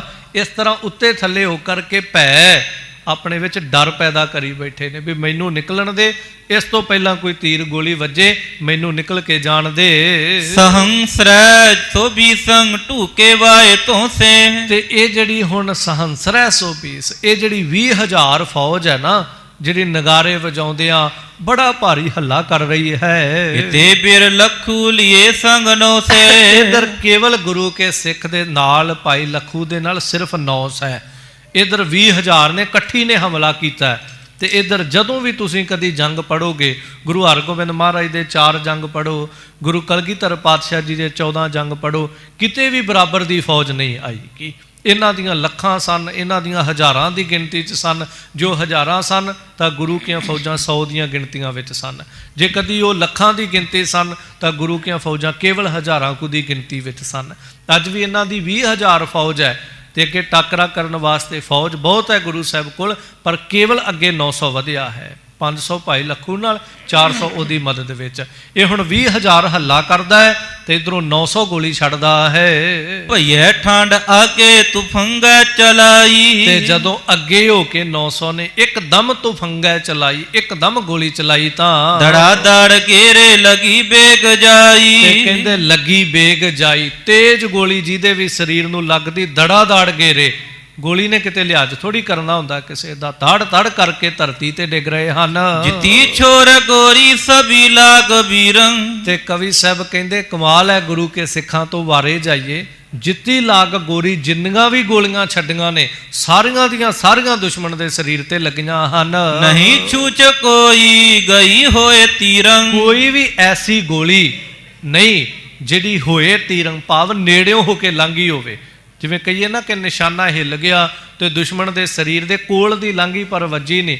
ਜਿੰਨੀ ਵੀ ਗੋਲੀ ਇਹਨਾਂ ਨੇ ਛੱਡੀ ਸਾਰੀ ਦੀ ਸਾਰੀ ਦੁਸ਼ਮਣ ਨੂੰ ਲੱਗਦੀ ਹੈ। ਛਣੰਕਾਰ ਹੋਵੇ ਗਜੰਕੇਰ ਭਰੇ, ਤੇ ਜਦੋਂ ਦੁਬਾਰਾ ਗੋਲੀਆਂ ਭਰਦੇ ਨੇ ਛਣੰਕਾਰ ਹੋਵੇ, ਬੰਦੂਕਾਂ ਦੀ ਆਵਾਜ਼, ਫਿਰ ਤੋੜੇ ਭਰਦੇ ਜਦੋਂ ਟਕ ਟਕ ਕਰਕੇ ਮਾਰਦੇ ਨੇ, ਇਸ ਤਰ੍ਹਾਂ ਛਣੰਕਾਰ ਦੀ ਆਵਾਜ਼ ਆਉਂਦੀ ਹੈ। ਦੋ ਗੋਰੀ ਸੁਪਾਵੇ ਟੁਕੈ ਛਿਪਰ ਡਾਰੇ, ਤੇ ਇਸ ਤਰ੍ਹਾਂ ਛਿਪਰ ਡਾਰ ਹੈ, ਜਦੋਂ ਗੋਲੀ ਪਾਉਂਦੇ ਪਾਉਂਦੇ ਨੇ, ਉਹਨੂੰ ਫਿਰ ਪਲੀਤਾ ਲਾਉਂਦੇ ਨੇ, ਇਸ ਤਰ੍ਹਾਂ ਆਵਾਜ਼ਾਂ ਆਉਂਦੀਆਂ ਹਨ।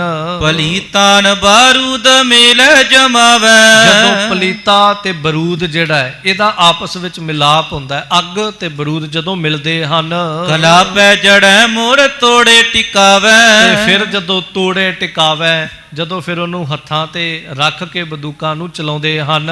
ਧਰੈ ਹੱਥ ਪੈ ਸਾਮਹੁ ਸ਼ਤਰੂ ਬਿਰੰਦਾ। ਤੇ ਦੇਖੋ ਦੁਸ਼ਮਣ ਦੇ ਸਾਹਮਣੇ ਹੀ ਆਪਣੇ ਹੱਥ ਤੇ ਰੱਖ ਕੇ ਬੰਦੂਕਾਂ ਭਰਦੇ ਗੁਰੂ ਕੇ ਸਿੱਖ। ਭਾਵ ਕੋਈ ਡਰ ਨਹੀਂ ਹੈ, ਇਹ ਨਹੀਂ ਕਿ ਮੇਰੀ ਬੰਦੂਕ ਖਾਲੀ ਹੋ ਗਈ, ਹੁਣ ਮੈਨੂੰ ਕਿਸੇ ਚੀਜ਼ ਦਾ ਓਹਲਾ ਲੈਣ ਦਿਓ ਵੀ ਮੈਂ ਓਹਲੇ ਹੋ ਕੇ ਬੰਦੂਕ ਭਰ ਲਾਂ। ਭਾਵੇਂ ਹਨੇਰਾ ਦੁਸ਼ਮਣ ਦਿਸਦਾ ਨਹੀਂ ਦਿਸਦਾ, ਪਰ ਦੁਸ਼ਮਣ ਦੇ ਸਾਹਮਣੇ ਖੜੇ। ਇਹ ਨਹੀਂ ਕਿ ਮੈਂ ਜਿੰਨਾ ਚਿਰ ਬੰਦੂਕ ਭਰੂੰਗਾ ਕੋਈ ਪਤਾ ਨਹੀਂ ਮੇਰੇ ਗੋਲੀ ਤੀਰ ਨਾ ਲੱਗ ਜੇ, ਉਹਨਾਂ ਚਿਰ ਇੰਨੇ ਨਿਰਭੈ ਹਨ, ਕੋਈ ਡਰ ਨਹੀਂ ਹੈ। ਦੁਸ਼ਮਣ ਦੇ ਸਾਹਮਣੇ ਹੱਥਾਂ ਤੇ ਬੰਦੂਕਾਂ ਰੱਖ ਕੇ ਬੇਫਿਕਰ ਬੇਪਰਵਾਹ ਹੋ ਕੇ ਪਲੀਤੇ ਭਰਦੇ ਹਨ। ਚਲਾਵੇ ਲਗੈ ਜਾਏ ਜੋਧੇ ਨਿਕੰਦਾ। ਸੋ ਇਸ ਤਰ੍ਹਾਂ ਚਲਾਵੇ ਲੱਗੈ ਜਾਏ, ਜਦੋਂ ਚਲਾਉਂਦੇ ਨੇ ਤੇ ਜਾ ਕੇ ਲੱਗਦੀਆਂ ਹਨ ਸਾਹਮਣੇ ਯੋਧਿਆਂ ਸੂਰਮਿਆਂ ਦੇ। ਪ੍ਰਕਾਸ਼ੈ ਪਲੀਤੇ ਸੁਬੈ ਜੰਗ ਥਾਨੇ। ਸੋ ਇਸ ਤਰ੍ਹਾਂ ਜੰਗ ਥਾਨ ਹੈ, ਜੰਗ ਦੇ ਥਾਂ ਤੇ ਇਸ ਮੈਦਾਨੇ ਜੰਗ ਦੇ ਵਿੱਚ ਜਦੋਂ ਗੋਲੀਆਂ ਚੱਲਦੀਆਂ ਤਾਂ ਪ੍ਰਕਾਸ਼ ਹੈ, ਅੱਗ ਨਿਕਲਦੀ ਬੰਦੂਕਾਂ ਦੇ ਮੂੰਹ ਚੋਂ, ਪ੍ਰਕਾਸ਼ ਹੁੰਦਾ ਹੈ। ਅੰਧੇਰੀ ਨਿਸਾਮ ਹੈ ਸਮੂਹ ਟਨਾਨੇ। ਤੇ ਕਵੀ ਸਾਹਿਬ ਕਹਿੰਦੇ ਇੰਜ ਲੱਗਦਾ ਜਿਵੇਂ ਅੱਧੀ ਰਾਤ ਨੂੰ ਜੁਗਨੂ ਜਿਹੜੇ ਨੇ ਉਹ ਜਗਮਗਾਉਂਦੇ ਪਏ ਹੋਣ, ਕਿਉਂਕਿ ਬਹੁਤੀ ਅੱਗ ਤੇ ਨਹੀਂ ਨਿਕਲਦੀ, ਚੰਗਿਆੜੀਆਂ ਨਿਕਲਦੀਆਂ ਬੰਦੂਕਾਂ ਦੇ ਮੂੰਹ ਚੋਂ। ਇੰਜ ਲੱਗਦਾ ਜਿਵੇਂ ਜੁਗਨੂ ਜਗਮਗਾਉਂਦੇ ਪਏ ਹੁੰਦੇ ਹਨ। ਮਨੋ ਬਾਰ ਧਾਰੀ ਗਿਰੈ ਗਾਜ ਭਾਰੀ। ਤੇ ਕਵੀ ਜੀ ਕਹਿੰਦੇ ਇਸ ਤਰ੍ਹਾਂ ਹੈ, ਮਨੋ ਬਹੁਤ ਭਾਰੀ ਬੱਦਲ ਜਿਹੜਾ ਹੈ ਉਹ ਗਰਜਦਾ ਪਿਆ ਹੋਵੇ। ਇਮੰ ਹੋਤ ਨਾਦੰ ਤੁਫੰਗੈ ਛੁਟਾਰੀ। ਇਸ ਤਰ੍ਹਾਂ ਜਦੋਂ ਤੁਫੰਗੈ ਛੁਟਾਰੀ, ਜਦੋਂ ਬੰਦੂਕਾਂ ਚੱਲਦੀਆਂ ਨੇ ਤਾਂ ਭਾਰੀ ਨਾਦ, ਭਾਰੀ ਆਵਾਜ਼ ਹੋ ਰਹੀ ਹੈ। ਦਹੂ ਔਰ ਤੋਂ ਸਾਣ ਤੂੰ ਘਰ ਗਾਡਾ। ਤੇ ਦੋਵਾਂ ਪਾਸਿਆਂ ਤੋਂ, ਇਧਰੋਂ ਗੁਰੂ ਕੇ ਸਿੱਖ ਵੀ ਨਗਾਰੇ ਵਜਾਉਂਦੇ ਨੇ, ਉਧਰੋਂ ਦੁਸ਼ਮਣ ਦੀਆਂ ਫੌਜਾਂ ਵੀ ਨਗਾਰੇ ਵਜਾਉਂਦੀਆਂ ਹਨ। ਮਨੋ ਮੇਘ ਗਾਜੋ ਮਹਾਨਾਦੀ ਬਾਡਾ। ਕਹਿੰਦੇ ਇੰਜ ਲੱਗਦਾ ਹੈ ਜਿਵੇਂ ਅਸਮਾਨੀ ਬਿਜਲੀ ਬਹੁਤ ਉੱਚੀ ਆਵਾਜ਼ ਕਰਕੇ ਕੜਕਦੀ ਗੜਕਦੀ ਹੋਵੇ। ਪਰੈ ਬ੍ਰਿੰਦ ਗੋਰੀ ਬੁੱਢੇ ਖੇਤ ਔਰੇ। ਤੇ ਗੋਲੀਆਂ ਇੰਜ ਵਰਦੀਆਂ ਨੇ ਜਿਵੇਂ ਅਸਮਾਨ ਦੇ ਵਿੱਚੋਂ ਗੜੇ ਵਰਦੇ ਹੁੰਦੇ ਹਨ। ਕਿਰਕੀ ਵੀਰ ਬੰਕੇ ਸੇ ਥੋਰੇ ਨਾ ਤੋਰੇ। ਤੇ ਜਿਵੇਂ ਫਸਲ ਤੇ ਜਦੋਂ ਗੜੇ ਮਾਰੀ ਹੁੰਦੀ ਹੈ ਤੇ ਫਸਲ ਜਿਹੜੀ ਉਹ ਜਿਵੇਂ ਵਿਛ ਜਾਂਦੀ ਹੈ, ਫਸਲ ਦਾ ਨੁਕਸਾਨ ਹੁੰਦਾ ਹੈ, ਖੜੀ ਫਸਲ ਤੇ ਜਦੋਂ ਗੜਾ ਵੱਜਦਾ ਹੈ, ਤਾਂ ਇਸ ਤਰ੍ਹਾਂ ਕਵੀ ਸਾਹਿਬ ਕਹਿੰਦੇ ਇਹ ਫਸਲ ਰੂਪ ਦੁਸ਼ਮਣ ਦੇ ਸਰੀਰ ਨੇ ਤੇ ਗੁਰੂ ਕੇ ਸਿੱਖ ਜਿਹੜੇ ਨੇ ਉਹਨਾਂ ਦੀਆਂ ਗੋਲੀਆਂ ਗੜਿਆਂ ਦੀ ਤਰ੍ਹਾਂ ਨੇ, ਜਿਹਦੇ ਤਨ ਤੇ ਵੱਜਦੀ ਨਾਲ ਹੀ ਵਿਛ ਜਾਂਦਾ ਹੈ। ਤੁਫੰਗਾਨ ਦੂਜੇ ਪ੍ਰਹਾਰਿਓ ਸੋਵਾਰਾ। ਸੋ ਇਸ ਤਰ੍ਹਾਂ ਤੁਫੰਗਾਨ ਦੂਜੇ ਪ੍ਰਹਾਰਿਓ ਸੋਵਾਰਾ, ਇਸ ਤਰ੍ਹਾਂ ਇੱਕ ਤੋਂ ਬਾਅਦ ਦੂਜਾ ਜਿਹੜਾ ਹੈ ਉਹ ਗੋਲੀਆਂ ਚਲਾ ਚਲਾ ਵਾਰ ਕਰਦੇ ਹਨ। ਗਰਿਓ ਸੂਰ ਗੋਰੇ ਪਇਓ ਤਰਾਸੇ ਭਾਰਾ। ਤੇ ਜਿਹੜਾ ਵੀ ਸੂਰਮਾ ਜਿਹੜਾ ਹੈ ਉਹ ਡਿੱਗਦਾ ਹੈ, ਉਹਦੇ ਅੰਦਰ ਬੜਾ ਡਰ ਪੈਦਾ ਹੋ ਜਾਂਦਾ ਹੈ। ਤੇ ਜਦੋਂ ਇੱਕ ਡਿੱਗਦਾ ਹੈ ਉਹ ਮਗਰਲਾ ਉਹਨੂੰ ਵੇਖ ਕੇ ਤਰਾਸ ਭਾਰਾ, ਬੜਾ ਭੈਭੀਤ ਹੋ ਜਾਂਦਾ ਵੀ ਜੇ ਗੋਲੀ ਨੇ ਇਹਨੂੰ ਨਹੀਂ ਛੱਡਿਆ ਮੇਰਾ ਥੋੜਾ ਲਿਹਾਜ਼ ਕਰੇਗੀ। ਜਵਾਲਾ ਬਮੰਤੀ ਤਬੈ ਦ੍ਰਿਸ਼ਟ ਆਵੈ। ਬਸ ਉਸ ਵਕਤ ਜਵਾਲਾ ਬਮੰਤੀ, ਕੇਵਲ ਬੰਦੂਕਾਂ ਚੋਂ ਨਿਕਲਦੀ ਅੱਗ ਹੀ ਦਿਸ ਰਹੀ ਹੈ। ਅੰਧੇਰਾ ਤੋਂ ਦੂਰੰ ਨਾ ਦੇਖਣ ਪਾਵੈ। ਬਹੁਤ ਦੂਰ ਦੂਰ ਤੱਕ ਹਨੇਰਾ ਹੀ ਹਨੇਰਾ ਹੈ, ਕੋਈ ਕਿਸੇ ਨੂੰ ਨਹੀਂ ਦਿਸ ਰਿਹਾ ਹੈ। ਸੋਹਲੇ ਬਿਹਾਲੰ ਮਹਾਮਾਰ ਮਾਚੀ। ਇਸ ਤਰ੍ਹਾਂ ਬਹੁਤ ਮਹਾਮਾਰ ਮਾਚੀ, ਬੜਾ ਇੱਥੇ ਮਾਰ ਬਕਾਰ ਚੱਲਦੀ ਪਈ ਹੈ ਤੇ ਇੱਕ ਦੂਜੇ ਨੂੰ ਬੋਲ ਬੋਲ ਕੇ ਕਹਿ ਰਹੇ ਹਨ। ਅੰਧੇਰਾ ਤੋਂ ਦੂਰੰ ਨਾ ਦੇਖਣ ਪਾਵੈ। ਕਹਿੰਦੇ ਬਹੁਤ ਦੂਰ ਤੱਕ ਹਨੇਰਾ ਭਾਈ, ਦਿਸਦਾ ਨਹੀਂ ਕੁਛ ਪਿਆ, ਕੀ ਕਰਗੇ। ਕੋਸ਼ਿਸ਼ ਤੇ ਬੜੀ ਕਰ ਰਹੇ ਆ ਅਗਾਂਹ ਵਧਣ ਦੀ, ਪਰ ਅੱਗੇ ਕੁਛ ਦਿਖਾਈ ਨਹੀਂ ਦੇ ਰਿਹਾ। ਸੋ ਹੋਏ ਬੇਹਾਲੰ ਮਹਾਮਾਰ ਮਾਚੀ। ਸੋ ਇਸ ਤਰ੍ਹਾਂ ਬੜੇ ਬੇਹਾਲ ਹੋ ਗਏ ਨੇ ਇਹ। ਮੈਂ ਫਿਰ ਜ਼ਿਕਰ ਕਰਾਂ, ਹਾਲੇ ਤੇ ਇਹਨਾਂ ਨੇ ਦਿਨ ਚੜੇ ਗੁਰੂ ਕੇ ਸੂਰਮਿਆਂ ਨੂੰ ਦੇਖਣਾ, ਪਰ ਰਾਤ ਨੂੰ ਹੀ ਇਹਨਾਂ ਨੂੰ ਗੁਰੂ ਕੇ ਸਿੱਖਾਂ ਫੌਜਾਂ ਨੇ ਬੇਹਾਲ ਕਰਕੇ ਰੱਖ ਦਿੱਤਾ ਹੈ। ਹਯੰ ਸੂਰ ਕੇ ਸਰੋਣ ਸੋ ਭੂਮ ਰਾਚੀ। ਤੇ ਭੂਮ ਰਾਚੀ ਧਰਤੀ ਜਿਹੜੀ ਹੈ ਨਾ, ਉਹ ਹਯੰ ਸੂਰ ਕੇ ਸ਼ਰੋਣ, ਭਾਵ ਘੋੜੇ ਤੇ ਸੂਰਮਿਆਂ ਦੇ ਖੂਨ ਦੇ ਨਾਲ ਮਿੱਟੀ ਜਿਹੜੀ ਉਹ ਬਿਲਕੁਲ ਗੁੰਨੀ ਗਈ ਹੈ। ਇਸੀ ਰੀਤ ਮਾਰੇ ਕਮੰਸਾਨ ਮੱਲਾ। ਤੇ ਬੜੇ ਤਰੀਕੇ ਦੇ ਨਾਲ ਇਸੀ ਰੀਤ ਮਾਰੇ, ਗੁਰੂ ਕੇ ਸਿੱਖਾਂ ਨੇ ਇਸੇ ਰੀਤੀ ਦੇ ਨਾਲ ਸੋਹਣੇ ਤਰੀਕੇ ਦੇ ਨਾਲ ਇਹ ਯੁੱਧ ਕੀਤਾ, ਇਹ ਜੰਗ ਚੱਲ ਰਿਹਾ ਤੇ ਦੁਸ਼ਮਣ ਨੂੰ ਮਾਰਿਆ ਹੈ। ਗੁਰੂ ਵੀਰ ਮੋਰੇ ਜਬੈ ਕਾਲ ਹੇਲਾ, ਜਦੋਂ ਵੀ ਇਹਨਾਂ ਦੁਸ਼ਮਣਾਂ ਨੇ ਕਾਲ ਹੇਲਾ, ਇਹਨਾਂ ਨੇ ਹੱਲਾ ਕੀਤਾ, ਗੁਰੂ ਵੀਰ ਮੋਰੇ, ਗੁਰੂ ਕੇ ਸਿੱਖਾਂ ਨੇ ਅੱਗੋਂ ਇਹਨਾਂ ਨੂੰ ਜਵਾਬ ਦਿੱਤਾ, ਪਛਾਹ ਮੋੜ ਦਿੱਤਾ ਹੈ। ਫੁੱਟੈ ਤੁੰਡ ਆਗੈ ਮਿਟੇ ਜਾਹੇ ਪਾਛੈ, ਜਿੰਨੇ ਅਗਾਂਹ ਹੁੰਦੇ ਨੇ ਫੁੱਟੈ ਤੁੰਡ, ਉਹਨਾਂ ਦੇ ਸਰੀਰ ਫੁੱਟ ਜਾਂਦੇ ਨੇ, ਉਹਨਾਂ ਦੇ ਸਿਰ ਜਿਹੜੇ ਨੇ ਉਹ ਧੜ ਤੋਂ ਅਲੱਗ ਹੋ ਜਾਂਦੇ ਨੇ, ਕਿਸੇ ਦਾ ਸਿਰ ਫੁੱਟ ਜਾਂਦਾ ਹੈ। ਕੁਛ ਜਿਹੜੇ ਉਹ ਡਰ ਪਛਾਹ ਹਟਦੇ ਹਨ। ਨਹੀਂ ਫੇਰ ਆਵਨ ਕੋ ਚੀਤ ਬਾਛੈ, ਤੇ ਜਿਹੜਾ ਇੱਕ ਵਾਰ ਕਿਤੇ ਬਚ ਕੇ ਪਛਾਹ ਹੋ ਗਿਆ ਨਾ, ਨਹੀਂ ਵੇਰ ਆਵਨ ਕੋ ਚੀਤ ਬਾਛੈ, ਉਹਦਾ ਦੁਬਾਰਾ ਉਹਨੂੰ ਜੀ ਨਹੀਂ ਕਰਦਾ। ਜੇ ਉਹਨੂੰ ਕਹਿੰਦੇ ਨੇ ਵੀ ਪਿਛਾਂ ਹੋ ਗਿਆ, ਹੁਣ ਦੁਬਾਰਾ ਅਗਾਂਹ ਹੋ, ਕਹਿੰਦਾ ਨਾ ਨਾ, ਅੱਗੇ ਬੜੀ ਮੁਸ਼ਕਲ ਜਾਨ ਬਚਾ ਕੇ ਪਿਛਾਂ ਹਟਿਆ, ਹੁਣ ਥੋੜੀ ਮਰਨਾ ਮੈਂ ਕਿਤੇ। ਜਿਹੜਾ ਇੱਕ ਵਾਰ ਕਿਤੇ ਬਚ ਕੇ ਪਿਛਾਂ ਹਟਦਾ ਹੈ, ਉਹਦੀ ਹਿੰਮਤ ਨਹੀਂ ਪੈਂਦੀ ਮੈਂ ਗਾਹ ਹੋ ਜਾਵਾਂ। ਦਿਸਾ ਦੂਸਰੀ ਕੋ ਪੁਰੰ ਕੇ ਰਜਾਵੈ, ਹੁਣ ਇਹਨਾਂ ਦੇ ਮਨ ਨੇ ਇਹ ਵਿਚਾਰਿਆ ਵੀ ਇਧਰੋਂ ਤਾਂ ਹਮਲਾ ਹੀ ਬੜੀ ਜ਼ੋਰ ਦਾ ਹੋ ਗਿਆ, ਕਿਉਂ ਨਾ ਹੁਣ ਆਪਾਂ ਦੂਜੇ ਪਾਸੇ ਚੱਲੀਏ। ਤਾਂ ਇਹਨਾਂ ਨੇ ਇੱਕਦਮ ਇੱਕ ਦੂਜੇ ਦੇ ਨਾਲ ਕੰਨੋ ਕੰਨੀ ਸਲਾਹ ਕੀਤੀ ਤੇ ਦੂਜੇ ਪਾਸੇ ਦੀ ਹਮਲਾ ਕਰਨ ਤੁਰ ਪਏ ਹਨ।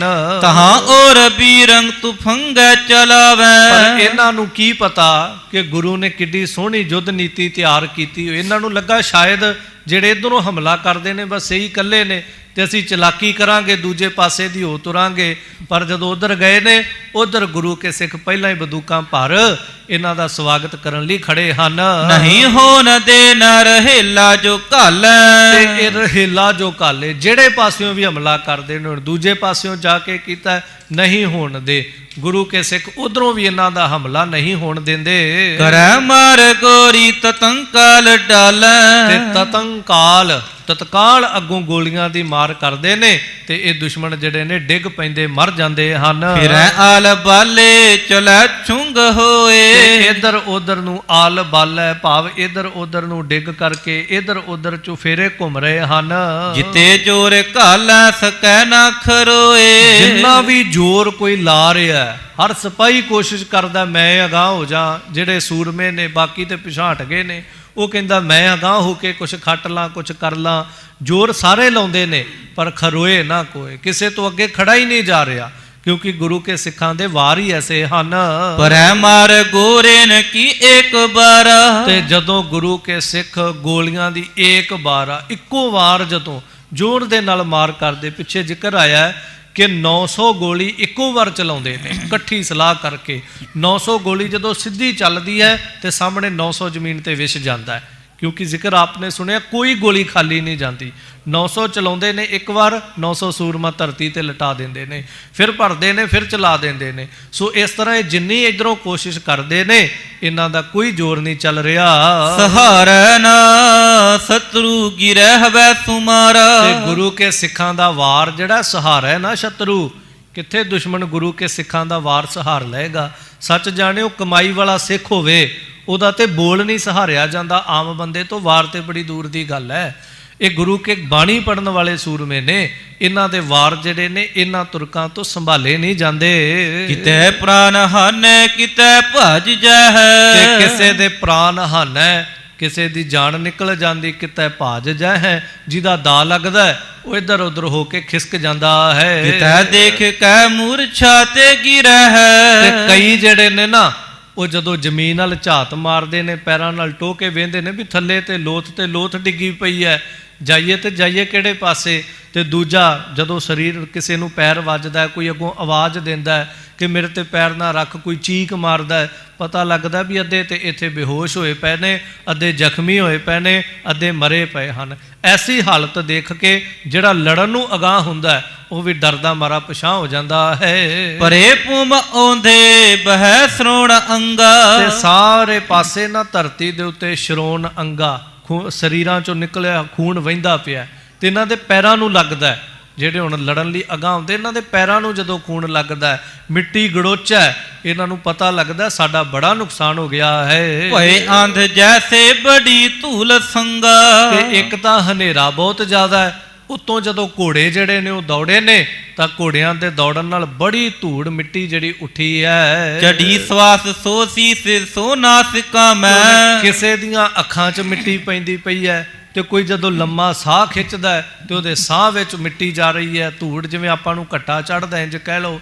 ਹੁਣ ਇੰਨੀ ਧੂੜ ਉੱਠੀ ਹੈ ਕਿ ਕਈ ਸਾਹ ਲੈਂਦੇ ਨੇ, ਉਹਨਾਂ ਦੇ ਸਾਹ ਦੇ ਵਿੱਚ ਉਹਨਾਂ ਨੂੰ ਮਿੱਟੀ ਚੜ੍ਹ ਗਈ ਹੈ, ਕਿਸੇ ਦੀਆਂ ਅੱਖਾਂ ਵਿੱਚ ਮਿੱਟੀ ਪੈ ਗਈ ਹੈ, ਕੋਈ ਮੂੰਹ ਖੋਲ ਕੇ ਜਦੋਂ ਨਾਅਰੇ ਮਾਰਦਾ ਹੈ ਤੇ ਮੂੰਹ ਰਾਹੀਂ ਜੇ ਸਾਹ ਲੈਂਦਾ ਉਹਦੇ ਗਲੇ ਵਿੱਚ ਮਿੱਟੀ ਜਾ ਪਈ ਹੈ। ਗਏ ਕਾਨ ਪੂਰੇ ਥਥਾ ਬਾਹੇ ਕਾਮੈ। ਤੇ ਜਿਹੜੇ ਆਪਣੇ ਘੋੜਿਆਂ ਨੂੰ ਆਵਾਜ਼ਾਂ ਦਿੰਦੇ ਨੇ, ਉਹਨਾਂ ਨੂੰ ਦੜਾਉਂਦੇ ਨੇ, ਉੱਚੀ ਉੱਚੀ ਘੋੜੇ ਨੂੰ ਮਾਰਦੇ ਨੇ, ਉਹਨਾਂ ਦੀਆਂ ਆਵਾਜ਼ਾਂ ਵੀ ਨਹੀਂ ਨਿਕਲ ਰਹੀਆਂ ਹਨ, ਉਹਨਾਂ ਦੇ ਕੰਨ ਬੰਦ ਹੋ ਗਏ ਹਨ।